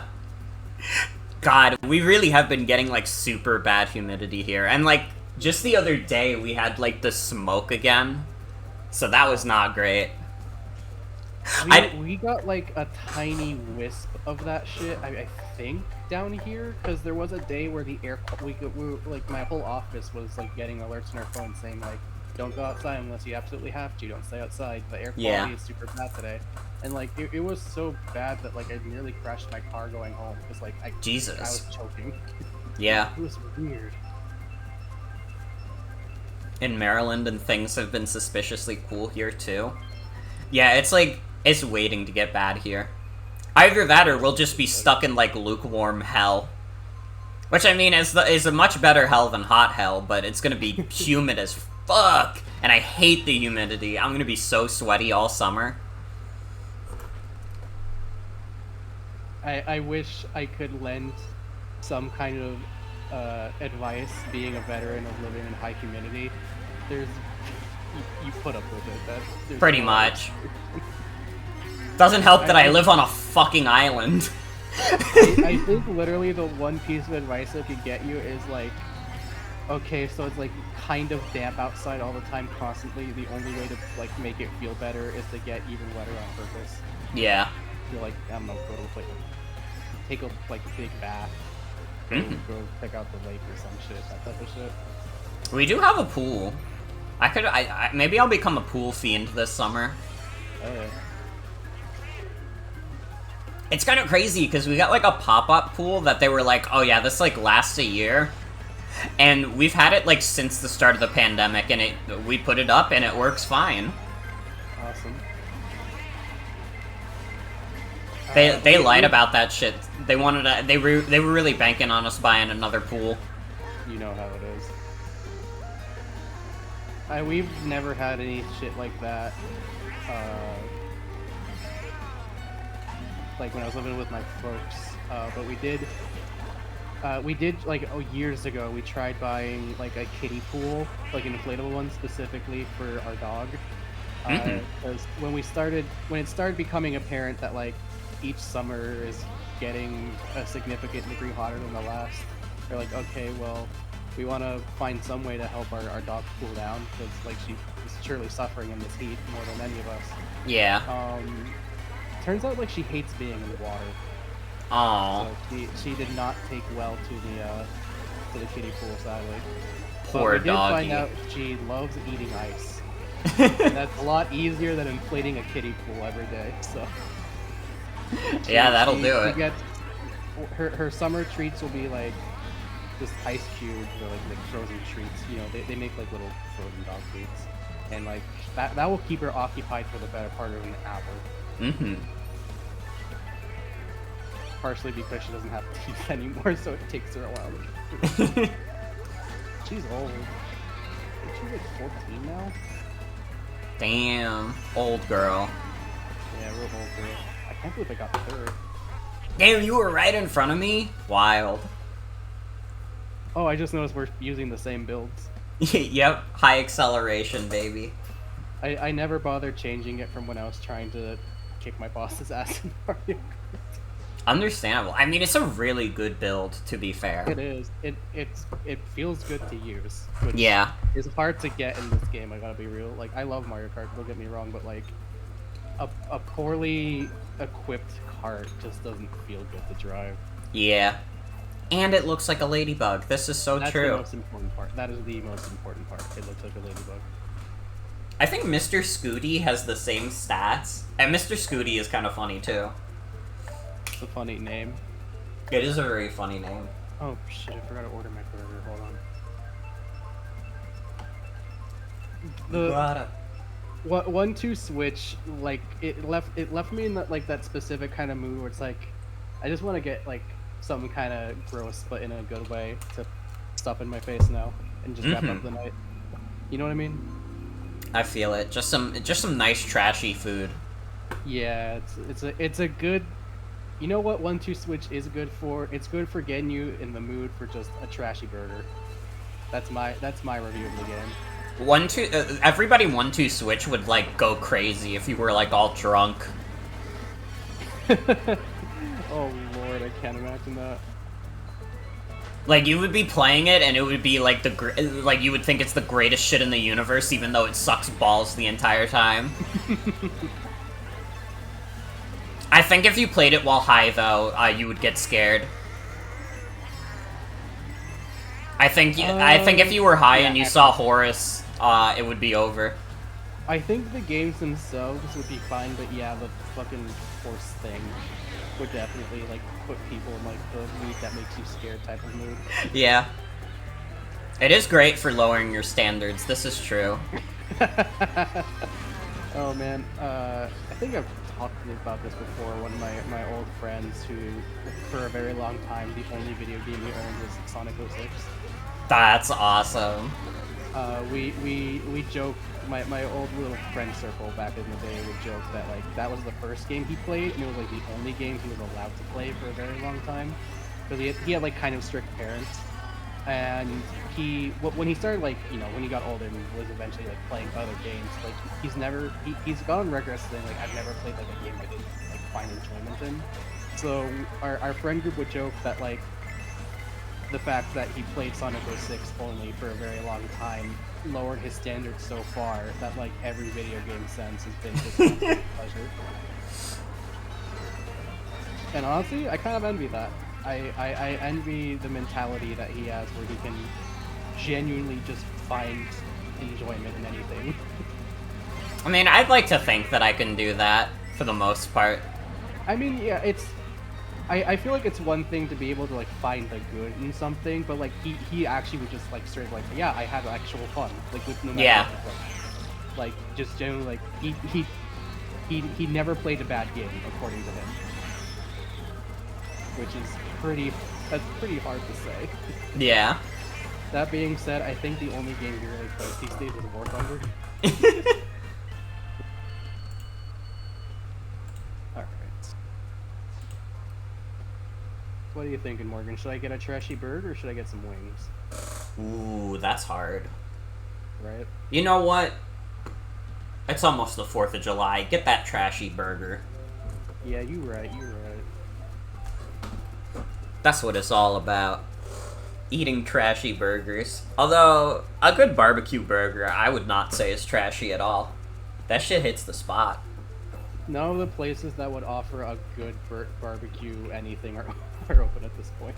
Yeah, I can imagine. The shit in my area closes, like, really early. I gotta be quick on the draw if I want to order something that ain't fast food. Mm-hmm. Speak of the devil, the place I was just looking at closed, so I gotta pick a different burger joint. Ah, that's so sad. Yeah, it's fine. I'm not looking for anything that's technically good, so it doesn't please me. Can you get the Morgan burger? Technically, I think I can, actually. Yeah. Awesome. Awesome. I knew it wasn't gonna happen. That was an insane amount of money to be expecting from folk. But part of me was sincerely hoping there'd be some just absolute insane benefactor who got us there. I had told my friends who were doing the production stuff, like, hey, I need one of y'all to have your car keys ready on the very off chance I need you to run the water. God. Because I was not about to preemptively get that shit anyways. I don't want to invite Whataburger into my house unless I absolutely have to. Yeah. I don't get why people here say like, oh, like this is the bird to get, and this is the fast food place to go to. They're so bad. A rat jumped in a deep fryer at one of them. Oh my god. Did you ever see that? I did not. I heard it was all the rage on Twitter when it happened, but I was not really on Twitter at the time, so I had no way of verifying. There was a big story that got out that like like a Whataburger, actually not too far from where I used to live, I think, had like a rat infestation, and they didn't really find out until a rat just did a swan dive right into a deep fryer. Holy shit. That's fucked up. If I was, like, in the room when that happened, that would have, like, changed the trajectory of my life, I think. For the better or for the worse? I haven't decided it yet, to be honest. I'd have to... Probably be for the worse. I mean, like, I don't know. It could, like, give me, like, a new perspective on life and make me go, like, oh, wow. Oh, wow. This is really mind-blowing, you know? It really reminds me that life is so short, and yet we shouldn't be afraid to indulge in very simple pleasures. Your growth-oriented optimism is very admirable.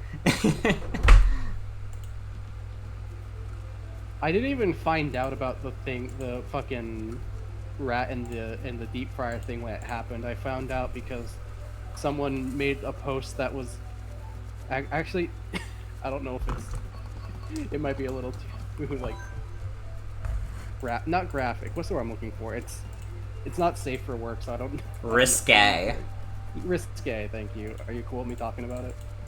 Should I just like send it in voice and you can tell me? Yeah. Alright, cool. Alright, let me type it up real quick. I don't have it on tap. Twitter is still dead as fuck. Bro, I need to update my video games beat this year thread to include New Super Mario Bros. U Deluxe.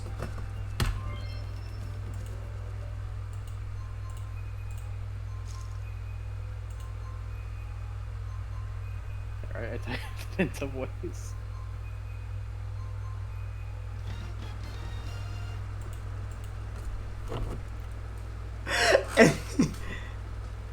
Is that cool? Is that too much? Yeah, please say that, because it's really funny. I'm paraphrasing, but since I don't have the actual Tumblr post on hand, but it was something to the effect of, his pussy had me like a rat, and brother, he was the last deep fryer in Texas. So good. It was definitely much but more better like worded than I can remember it, but that's the gist of it. That's how I found out that happened. I was like, what the fuck are they talking about? And then I see the news, like the headlines, like, oh.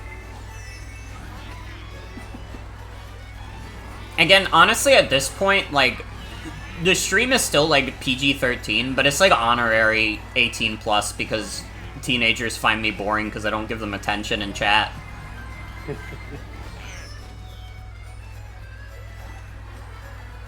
And maybe it's the like, the fucking Lexapro kicking in. But when sex jokes happen, I'm just like, yeah, sure. Only if it's a funny one, though. Sometimes there'll be, like, an unfunny one, and I'm like, dude, you're trying way too hard. Like, I didn't say this because I don't talk about, like, automod stuff, because I'm just like, listen, if it's in automod, I did not see it. Even if I did. But there was some guy who made, like, a joke about, like, a Mario character's like nut or whatever, and it was like, I read it and I was like, this is not funny. I'm not gonna acknowledge this guy in chat. And then Adrian banned him, so I can talk about him now. Awesome. I remember, I have like this distinct memory. I don't remember which stream it was. It was a little while ago now, but like this stuck with me. I don't know if anything happened with this user or anything, because like it was the one message I saw, and then I had to tune out because I was busy.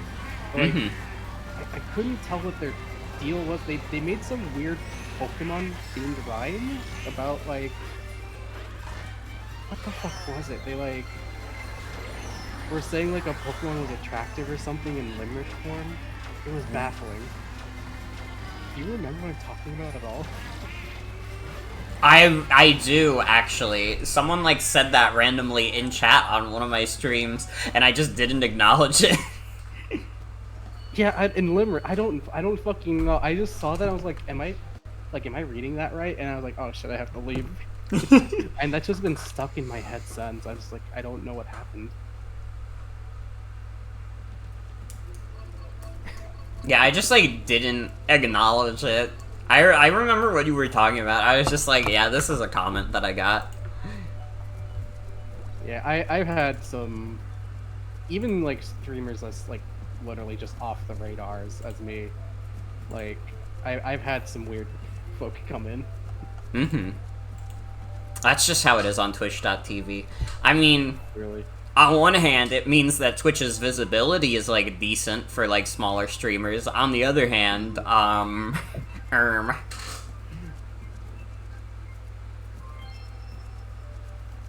mean, in general, I think it's more good than it is bad that, like, Twitch has, like, decent visibility for streamers. At the very least, unless they're being an active threat, it can be, we can laugh about it later. Yeah.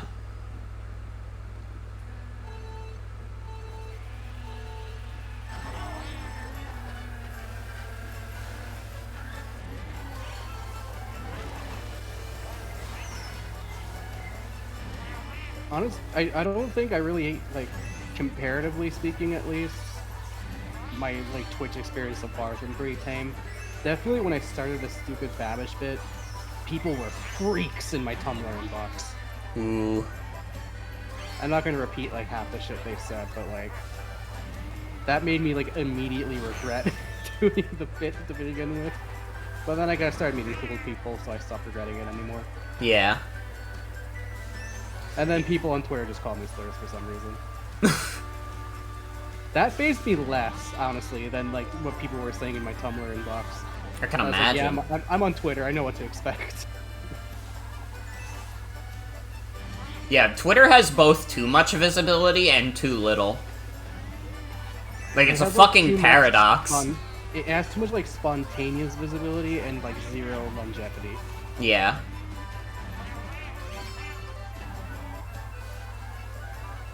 This fucker tried throwing a shell back at me. Yeah. Totally missed it, though. This is a good track. You are right, Splee. And the song is very good. I wish I could hear it, but I would have the music playing over microphone still, and I think we've had enough, like, audio coming through microphones for one night. God, it was so funny, though. It was so fucking fun. I can't wait until we've all recovered enough to do it again in at least, like, a few months. Son of a bitch, they're setting up fireworks already over here. Jeez. Yeah, they've been doing that over here, too. I don't know. It's, like, super illegal in this state, too. Oh, it's been illegal, like, super illegal here, too. Like, it's, like, way too dry here to do it safely, unless you're in a regulated zone. That won't stop people, though. It really won't. It didn't happen... It hasn't happened where I live now, but where I used to live, we did actually have, like, a sector... Like half of a city block caught on fire, like, a few years ago. Jeez. It was like a state headlines, like, this is a state disaster, what just happened, type deal. I remember when that happened. That's probably true as fuck, Splee. Yeah, but when you're in Dry County, it's like double, so it's just like super fucking easy for shit to start catching fire. Playing this game and trying to order a burger is really hard at the same time. Oh fuck, I wasn't paying attention. Oh shit. I should have voted for Excite Bike. Are you a fan of Excite Bike, the track? I think it's like one of the best in the game. Really? It's like top 5 easy. It's so good. It's like Go ahead. it's like it's the battlefield of Mario Kart. Oh, I see what you mean. I get you. Yeah, I don't think it's like a bad track per se, but I think my favorite tracks are shit like Big Blue. I like courses where instead of like doing laps, it's just segmented like a single long form track. Right. Like those are my favorites. So, you know, tracks like Excite Bike or like Baby Park are kind of antithetical to the type of shit that I get excited about. But You hate Baby that was Park? a bad track. What? You hate Baby Park? I don't hate it. It's just not one of my favorites. I'm gonna have to ask you to leave. Okay, sorry. Goodbye. Alright.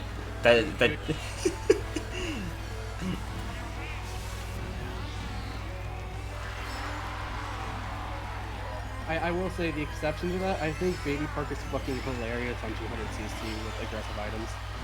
Oh, it very much is. It's the funniest track that Mario Kart's ever had. It really is. Oh, you're getting dragged in chat. You hate babies? No. I don't think they're quite qualified to design a park. Well, why not? Actually, what is the story about? Like, is it a park for babies? Is it a park by the Mario and Luigi babies? Like, I don't know. It's a park that has babies in it. I mean, any park could be babies park then.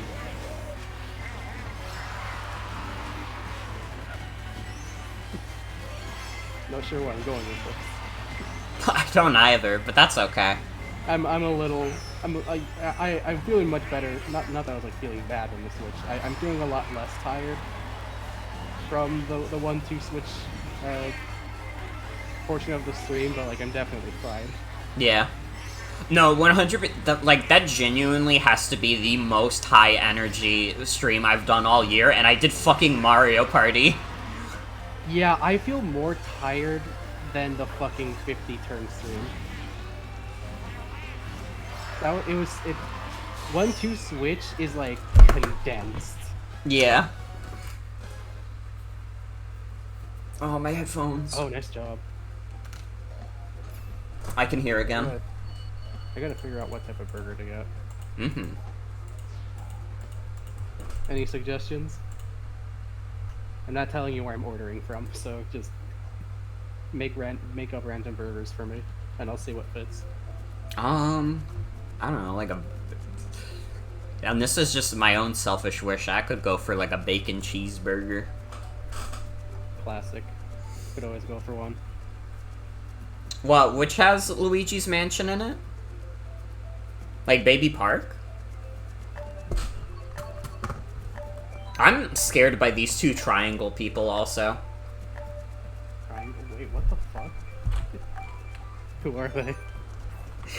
These mysterious forces. Also, I love that, like, Twitter is still, like, completely busted for me. But, like, people are still, like, liking and retweeting my posts, which means it's not broken for everyone. No, I've been seeing some people saying it's starting to calm back down.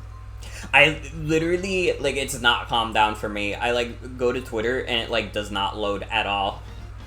I think that's for the best. Kinda true. But I want to update my thread with New Super Mario Bros. U Deluxe. You update it with 1-2 Switch. I could. It's not technically a video game I beat, but at the same time I kinda did though. I think you've seen everything the game has to offer. What did I think of the game-changing Super Crown? Oh, I didn't play as Toadette, so it did nothing for me. I play as Luigi in that game, always and forever.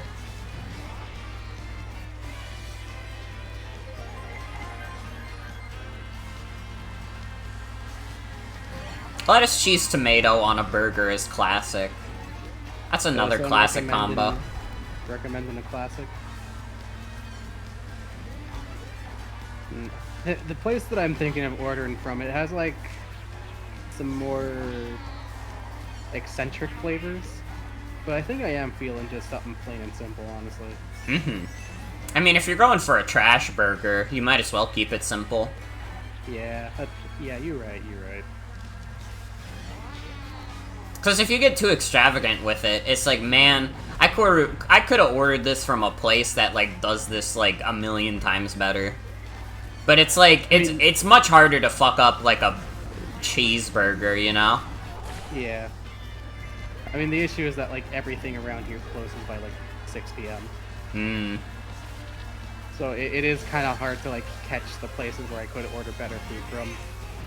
Unless like, I feel like eating dinner at, like, 5:30.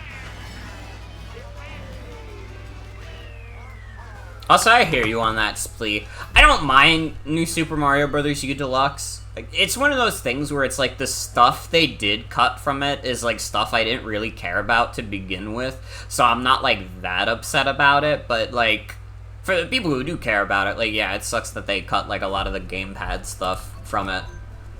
I mean, it wouldn't have worked, but, you know. Cut content is still cut content. So I just noticed there's like a deal going on with this burger place right now. If I order $20 of food, I get a free double bacon cheeseburger. I should see if there's like some shit here that I can like have tomorrow. Yeah, that could be good.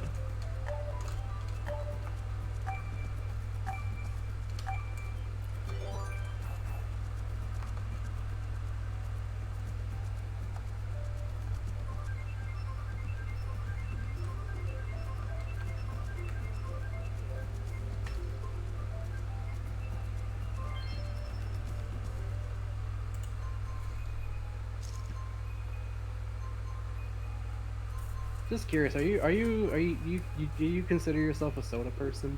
No, I'm very much not a soda person. Gotcha. I'm sorry to all the soda fans, but I can't stand soda.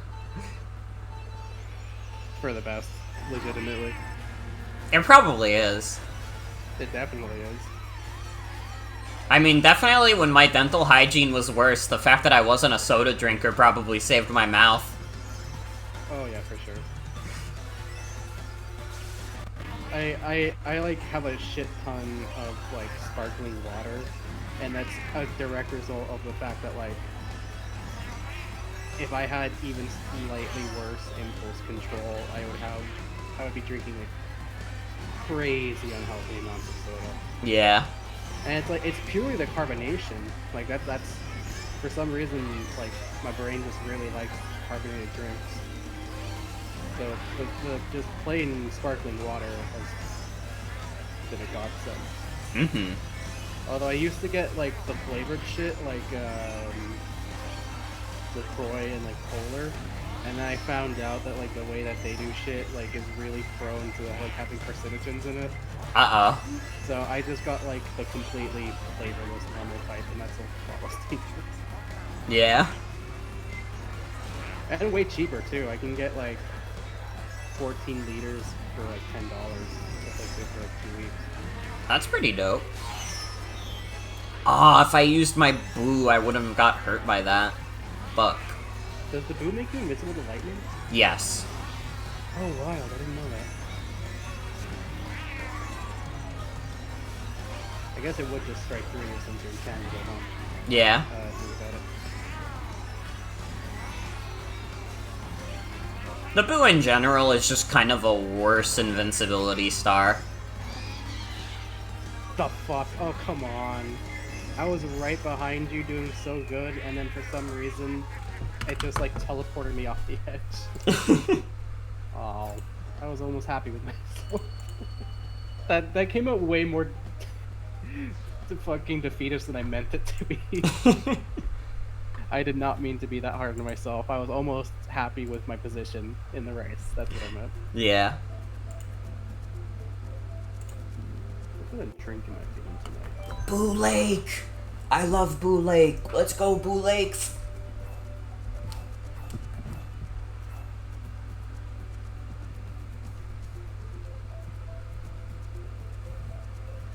I'm glad people are enjoying. I mean, it's not like doing numbers or anything, but I'm glad the people who are able to see Twitter right now, that follow me, are enjoying. Well, we're not going back to DeviantArt. We can never go back to DeviantArt. It's like real as fuck. I myself was never on DeviantArt. My sister was, so I understand enough. Yeah, DeviantArt has to be like one of the most shit websites to ever exist.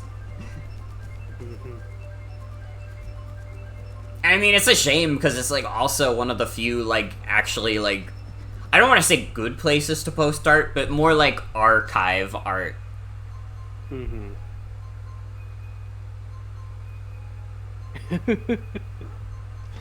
Can't promote a That was my nightlight. sister's experience, too. Yeah, I think, like, honestly, and this is of no fault of the website itself, the DeviantArt user base was just fucking insane. It was just, like, it was a combination of, like, preteens and, like, people with the most insane fetishes you've ever seen in your life.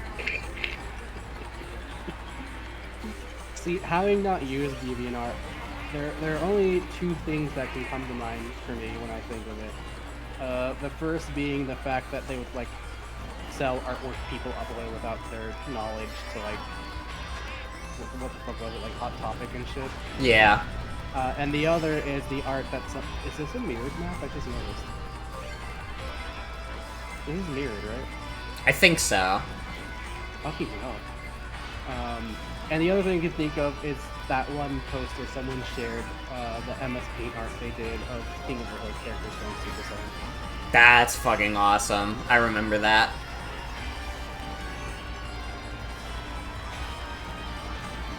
Even in the darkest of places, there's always at least a little bit of light.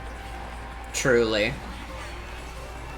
Why is this map so fucking loud, also? I have no idea. Oh yeah, and life grips. Life grips Yes! are I think. Life grips. Quintessential. That they should put that shit in the Louvre or whatever the fuck it's called. They really should.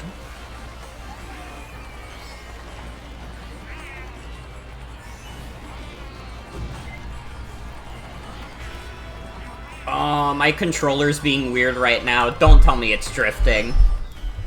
I can't. These are my special edition Splatoon Joy-Cons. No. If this shit is starting to go, I'm gonna be so upset. I really hope it's just like a faulty like connection, because I had it like I was playing with my hands under my desk. Oh boy, I'm praying for you. I recently learned, or not learned, but like I finally got myself to get some emulators going on my PC. Mm-hmm. And I was trying to use my Pro Controller for a game I was playing. Like I was trying to get it set up. So I was doing like that calibration thing, you know, like to set the values, and like the resting value just was constantly moving around. Oof. It was terrible. It rendered it completely unusable as a controller on the emulator. Made me really upset.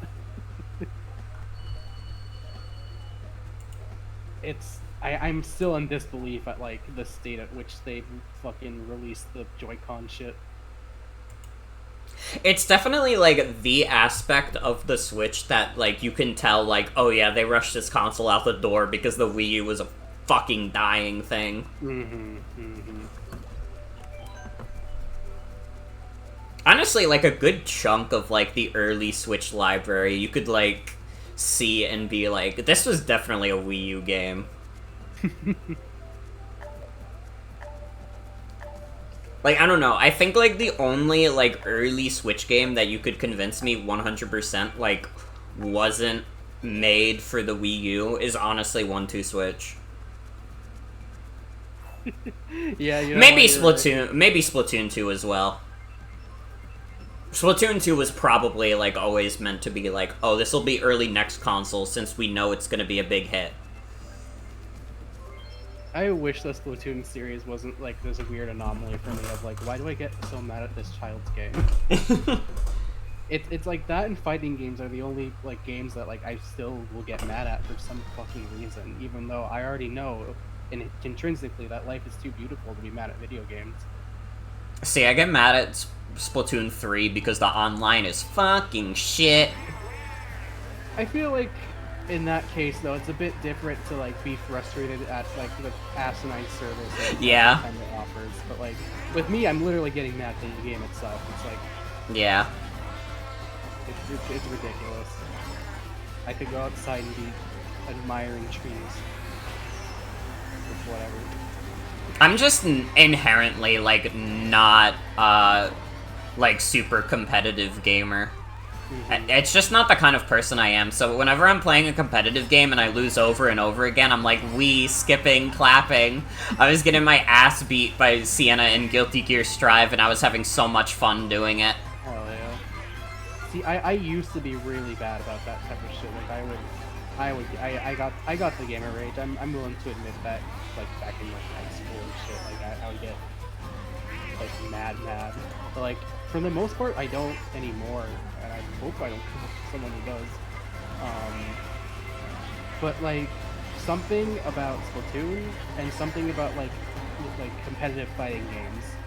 I guess there's like a part of that that's still buried somewhere in there. I gotta squash because like it pulls them right back out. Yeah.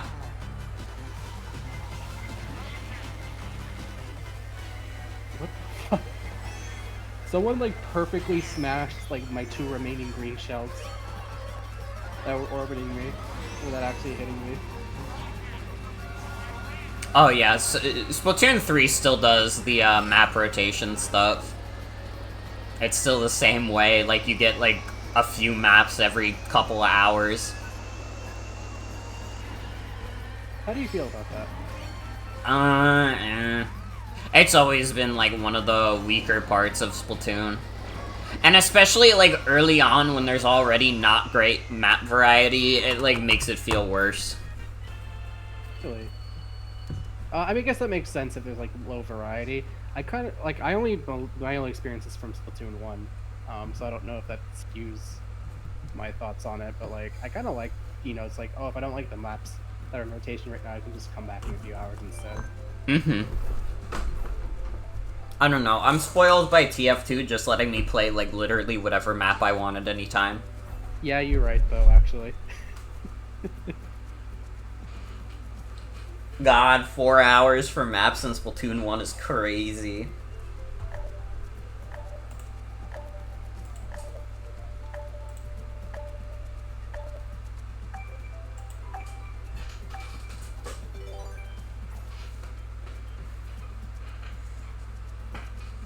But yeah, I'm hoping to bring my, not, like, crazy, like my complete lack of competitive spirit to, the Draft League. Oh, yeah. I think it's so funny that I've just accidentally, like, decided, like, okay, I guess I'm using a Hail team now. I have 2 fucking Hail setters. I, like, specifically drafted Obama Snow because, like, Sienna, like, made a challenge of, like, try and counter Rotom Wash and Landorus T, and I was like, okay, I'll do my best. I mean, it does help. And I mean, having 2 Aurora Veil setters isn't bad. I mean, I'm not gonna use both of them in every battle, obviously, but it's gonna be interesting. I'm rooting for anyone that's got Avalugg on their team. If anyone has Avalugg on their team at all. I don't know, to be honest. What's wrong with you people? Draft Avalugg onto your team now. That's ice from fridge. You love Ice from Fridge so much. I do. I love ice from fridge. I'm a little bit biased since I was there, I guess, but that is one of my favorite moments, though. from when I was first like getting involved in these streams and shit. Mm-hmm. I thought it was so fucking funny. I had this stupid salad joke team that I put no thought into in terms of strategy, and then it just so happened that like, what was it? Like you kept missing like I think it was like a focus blast you were trying to use or something. Something like that. Yeah, like the RNG just hated you for like 3 turns straight, and like it just Avalon ended up like sweeping through a good chunk of your team, and then you finally killed it, and then the rest of my team was dead. But that was just so fucking funny to me. I loved it so much. I was thinking of like joining the drafts myself, but like I feel a little intimidated. I think is the right word for it. By like how much has changed since like the last time like I've really dug into Pokemon. Like I keep like I don't know. I've never been like super into Pokemon, so maybe you can enlighten me a little bit. Like have they always done this whole deal where like every generation they introduce like a new like mechanical gimmick, like what was it, like Dynamax, and then like the thing that like changes their typing now? At least since Gen 5, yeah. Which one was Gen 5? Pokemon Black and White. What did they do in Black and White? They had the gems. I mean, that's more of a competitive thing. That wasn't like a major like gimmick that they were like advertising on the back of the box, but in terms of like thinking of competitive Pokemon, like the gems were a big part of Gen 5 competitive. What were the gems? They were one-time use items that if you had say like a normal gem and you used a normal move, it would boost that move's like power by like 50%. Oh, that's what those were. Okay. I think I remember seeing those on like you know, like how in like the randomized showdown matches they'll sometimes just give you like random like archetype builds of Pokemon. I think I remember seeing some gems there at some point. Yeah. Okay.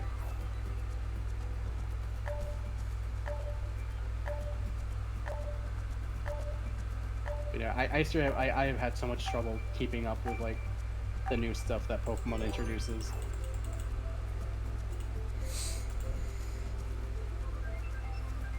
I mean, if it makes you feel any better, they like throw it all out next generation anyways. So I've amassed. Honestly, I don't have a problem with it, because a lot of the generational gimmicks, like... Well, I don't know. Mega Evolution is kinda cool in theory. I don't hate Mega Evolution. I think it's kinda cool. I like the designs they do for it, for sure. But on like a mechanical level, I could take it or leave it. And like I've never like my slight hesitance with like the generational gimmicks thing is not like something that's like an issue or even like a criticism per se. It's just more like, you know, I've never been super into Pokemon scene since fucking Leaf Green, and my experience with Leaf Green was I had a lot of fun as a small child until I accidentally soft-locked myself on the road to like the Victory Road path thing. Oh no. And then I got so fucking pissed that I was soft-locked after... I essentially brute forced my way like the whole way there. I got so pissed as a child because I had major anger issues when I was really young that I took a knife from our kitchen and just shoved it in the cartridge until the game stopped working. Damn. And then the rest of my experience is dicking around on Showdown, which has been a lot nicer. But I haven't done it in like a really long time. So it's just like hard for me to like keep up with it, and it's not necessarily something that you look out for, I guess. I don't know, maybe like the next generation will have something that like grabs my attention. I might try and get myself back into the Pokemon scene. I don't know. Generation 10 will have more than 2 years of development time. Hey, you know what? That would already have my attention a little. If their selling point for a next Pokemon game was like, we acknowledge we've been putting our developers through hell, so we gave them the like an actual amount of time to make a game. That would sell me. I would pre-order that shit. Genuinely. Yeah, honestly. I didn't pre-order Pokemon Violet, I would pre-order that. Even if I didn't end up playing it, I would pre-order it just to be like, good, do this again. Literally. I need to finish ordering my burger before this place closes too. Alright, I got $20 on my order, so I should be able to get that free burger now. Where the fuck is it? Fuck yes. We made a lighting engine this time.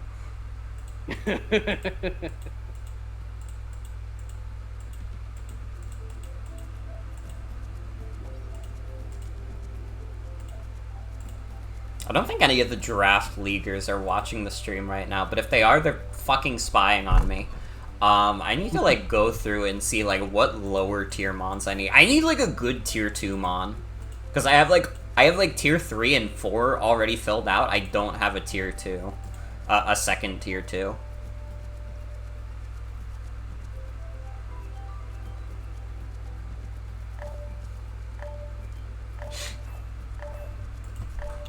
Hold on. This would be goofy as fuck. But, like... What's up? I know Slowking Galar gets it. Does regular Slowking also get chili reception? Alright, burger's been ordered. It'll be here in like 20. Fuck yes.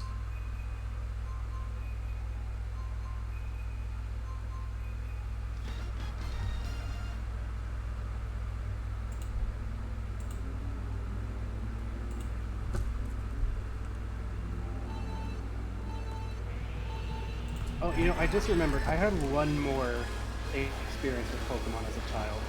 And it was, I was begging my sister to let me try playing Pokemon Emerald. Because she had a copy, but I didn't because I was no longer interested in Pokemon. And, like, my sister didn't want to share the copy as a child. But my mother overheard, and you know she was like, "Well, you gotta share your toys," and so she forced my sister to share. And I accidentally deleted her save file and started a new one, even though she's like really far in the game already. Oh no! I don't think she's like. I think to this day she hasn't really forgiven me for that. And I don't blame her. If it makes you feel any better, for some reason when I was 3, I just decided to flush my sister's copy of Pokemon Ruby down the toilet. Oh my god. I don't know why I did that. I guess it was just the inherent, like, childhood curiosity of, well, what if it comes back, though? I feel like I remember reading something that, like, describes, like, very young children as, like, nature's, like, first scientists. Like, we just, like, do shit when we're really young to see what happens. And I feel like that explains a lot of just, like, otherwise completely fucking inexplicable behavior. It's just like, yeah. Yeah. What would happen? Like, what if it came back? I'll never know if I don't try. Exactly. It's all part of the scientific method.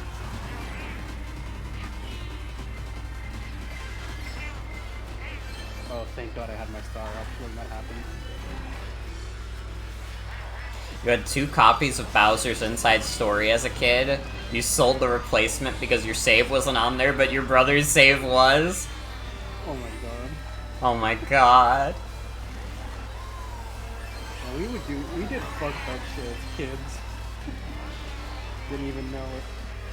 Oh, why did I hold down B there? I threw by accident. Looks like it's still fine though. To be fair, you do fucked up shit when you don't understand the concept of money. Yeah, true. I should totally draft Slowking, to be honest. Hell yeah. You Right. did manage to get Cloister, right? Yes. Good. I have quite the, like, good team right now. But yeah, Cloister was literally the first Pokemon I drafted. Most important. But I got Mawile, I got Great Tusk, Skeledirge, Excalibur, Orthworm, Annihilate, Cloister, Ninetales, Abomasnow. Honestly, Worm? Yeah, Earthworm has Shedtail legal in this draft, so I'm gonna make some shenanigans happen. Something malicious is brewing. What generation is fucking Earthworm? That's the new generation. Is it literally just a worm? It's a robot worm. I see. Earthworm is an awesome beast. You should look it up. In between matches, I will, absolutely. Thank you. Is it just spelled how it sounds? Earthworm? Yeah, it's Earthworm. Awesome.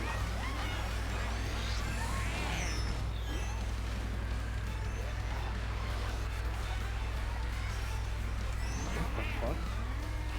Oh man, this connection must be pretty bad. I just saw someone like manifest before, like in front of me, even though they had fallen off a cliff. Uh-oh.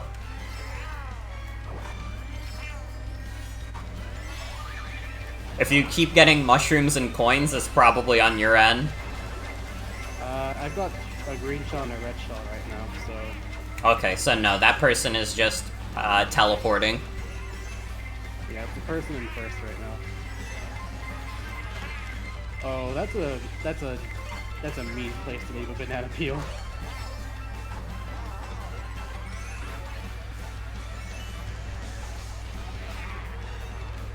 Oh my god, their connection is like, their rubber banding is so fucking hard.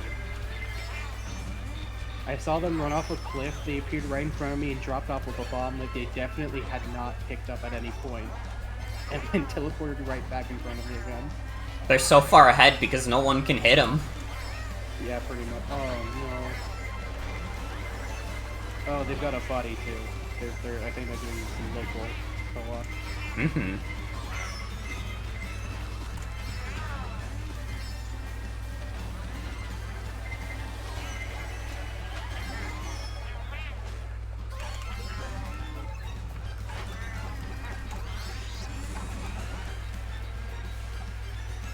Also, I think I'm probably good for another couple of races, and then I think I'm good with Mario Kart for the night. Sounds good.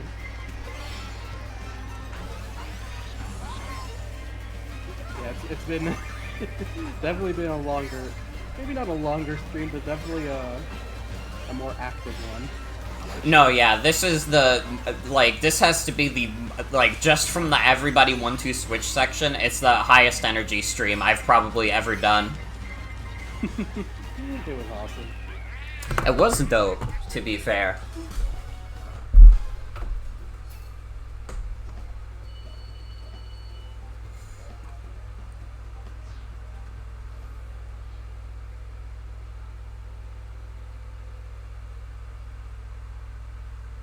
Copy the report, they're on the way to pick up my burger. Fuck yes. I guess technically burgers since I got the free one. Mm-hmm. This is like the most I've like ordered food like in a single weekend, just because I've got the money set aside for the sushi place, and then Yeah. tonight, and I think I ordered and then I ordered the ramen last night. Mm-hmm. It's one of those weeks. Yeah, considering I forgot to fucking defrost. I forgot to defrost some chicken I was gonna use to like make the last of my meal prep for the week. And then by the time it got, like, I remembered to defrost it, I had accidentally used up the rest of an ingredient I needed for it. Mm-hmm. And grocery shopping's a bit of an ordeal where I am right now. Sadly, Yeah. so it's not super convenient enough for me to just run out and grab the ingredient and come back. I getcha. Fuck it. I mean, fuck it. I'm salaried now. I got a raise. I can. I'll let myself eat out a bit more than I normally do this week to celebrate. It's a nice treat. Yeah, I don't do it often, so I'll savor it.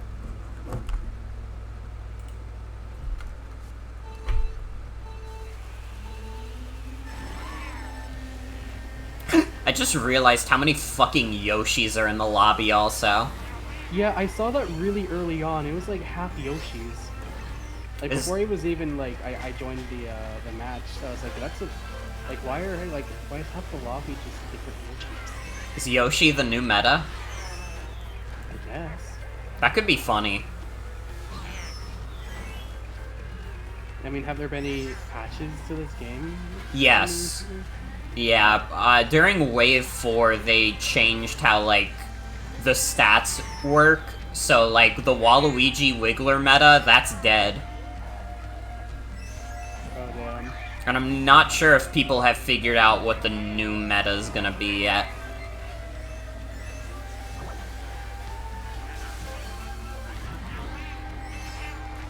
Alright, Teen, Waluigi wins this.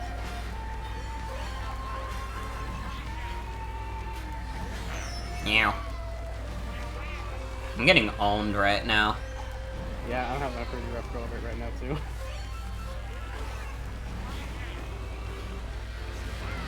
Oh, what the fuck?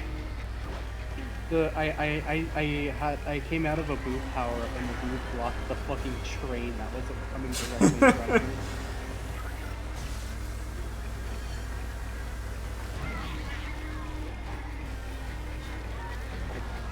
I cannot, I just can't see the train for some reason, something's wrong. It seems like my thing this race is to get hit by every, like, item imaginable. They should award bonus stars in this game like Mario Party. True. Person who got jostled the most. Exactly.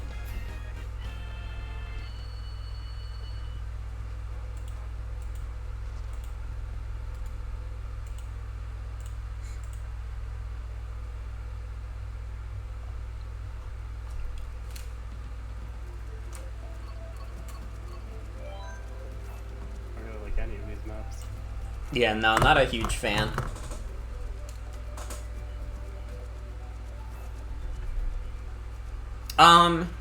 Yeah, I think it could be Yoshi, who married Birdo. Straight Yoshi Sunday. No, wait, it's straight Yoshi Saturday. Sorry. This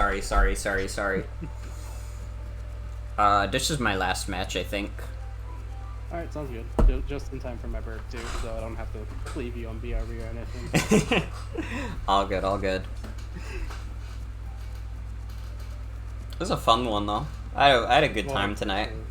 Tonight was really fucking... This is gonna be a pretty dense weekend for me. Mm-hmm. But yeah, tonight was so much fucking fun.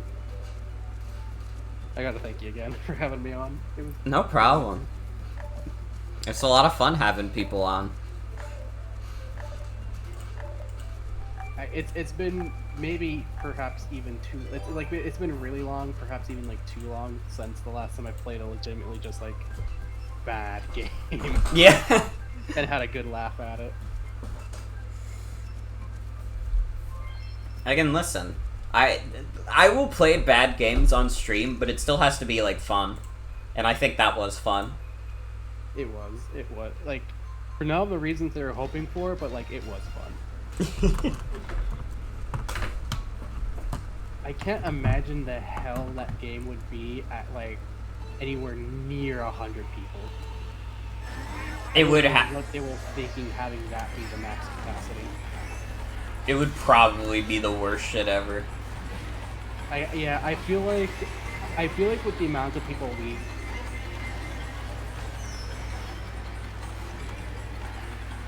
Uh-oh. Could you Babish speak with me? Oh no! It croaked. Expired. Forevermore. I'm so sorry.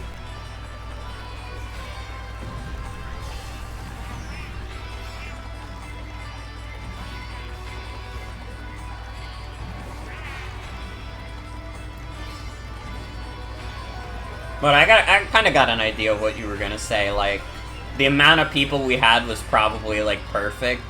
And any more is, like, that's crazy.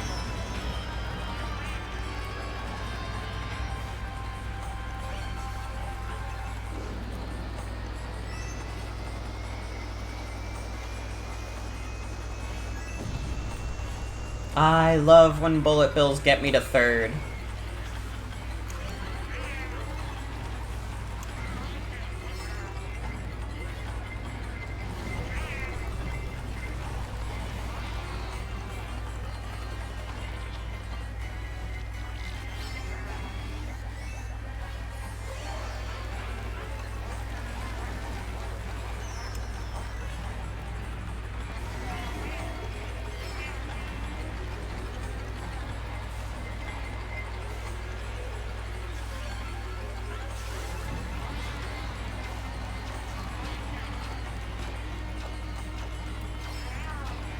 on, come on. I gotta get at least top half for my last game. I don't think it's happening. Hello? Hi, my computer just turned itself off and back on again for some reason. You're being haunted by like a specter. Well, but everybody did not want to hear my thoughts on this game anymore. Or did I cut off even? It was like when you said like the amount of people we had. Oh yeah, the amount of people we had was like probably like the max threshold for like how many people you could have in one match and it be like still a good time. I feel like the more people after that you add, it would just be diminishing returns, and at some point it would flip to just being miserable. Yeah. Well, that's gonna be it for tonight's stream. I want to thank you all for coming. Hope you all have a good night and take care. I'll probably be back tomorrow. I don't know if we're doing Fire Emblem or if I'll just do another Variety Funny. I have to see if I have like my Steam Deck dock set up properly currently. Thanks for the stream. No problem. Thank you for coming. But I'll be back tomorrow for 1-2 Switch 2. True. No. No, I take it back. What? You don't want to play bingo again? Oh, if we're just doing bingo, I'm down for more bingo. We should do just a bingo only stream. True. Ultimate bingo gamers. But yeah. Hell yeah. Have a good night, everybody. Take care.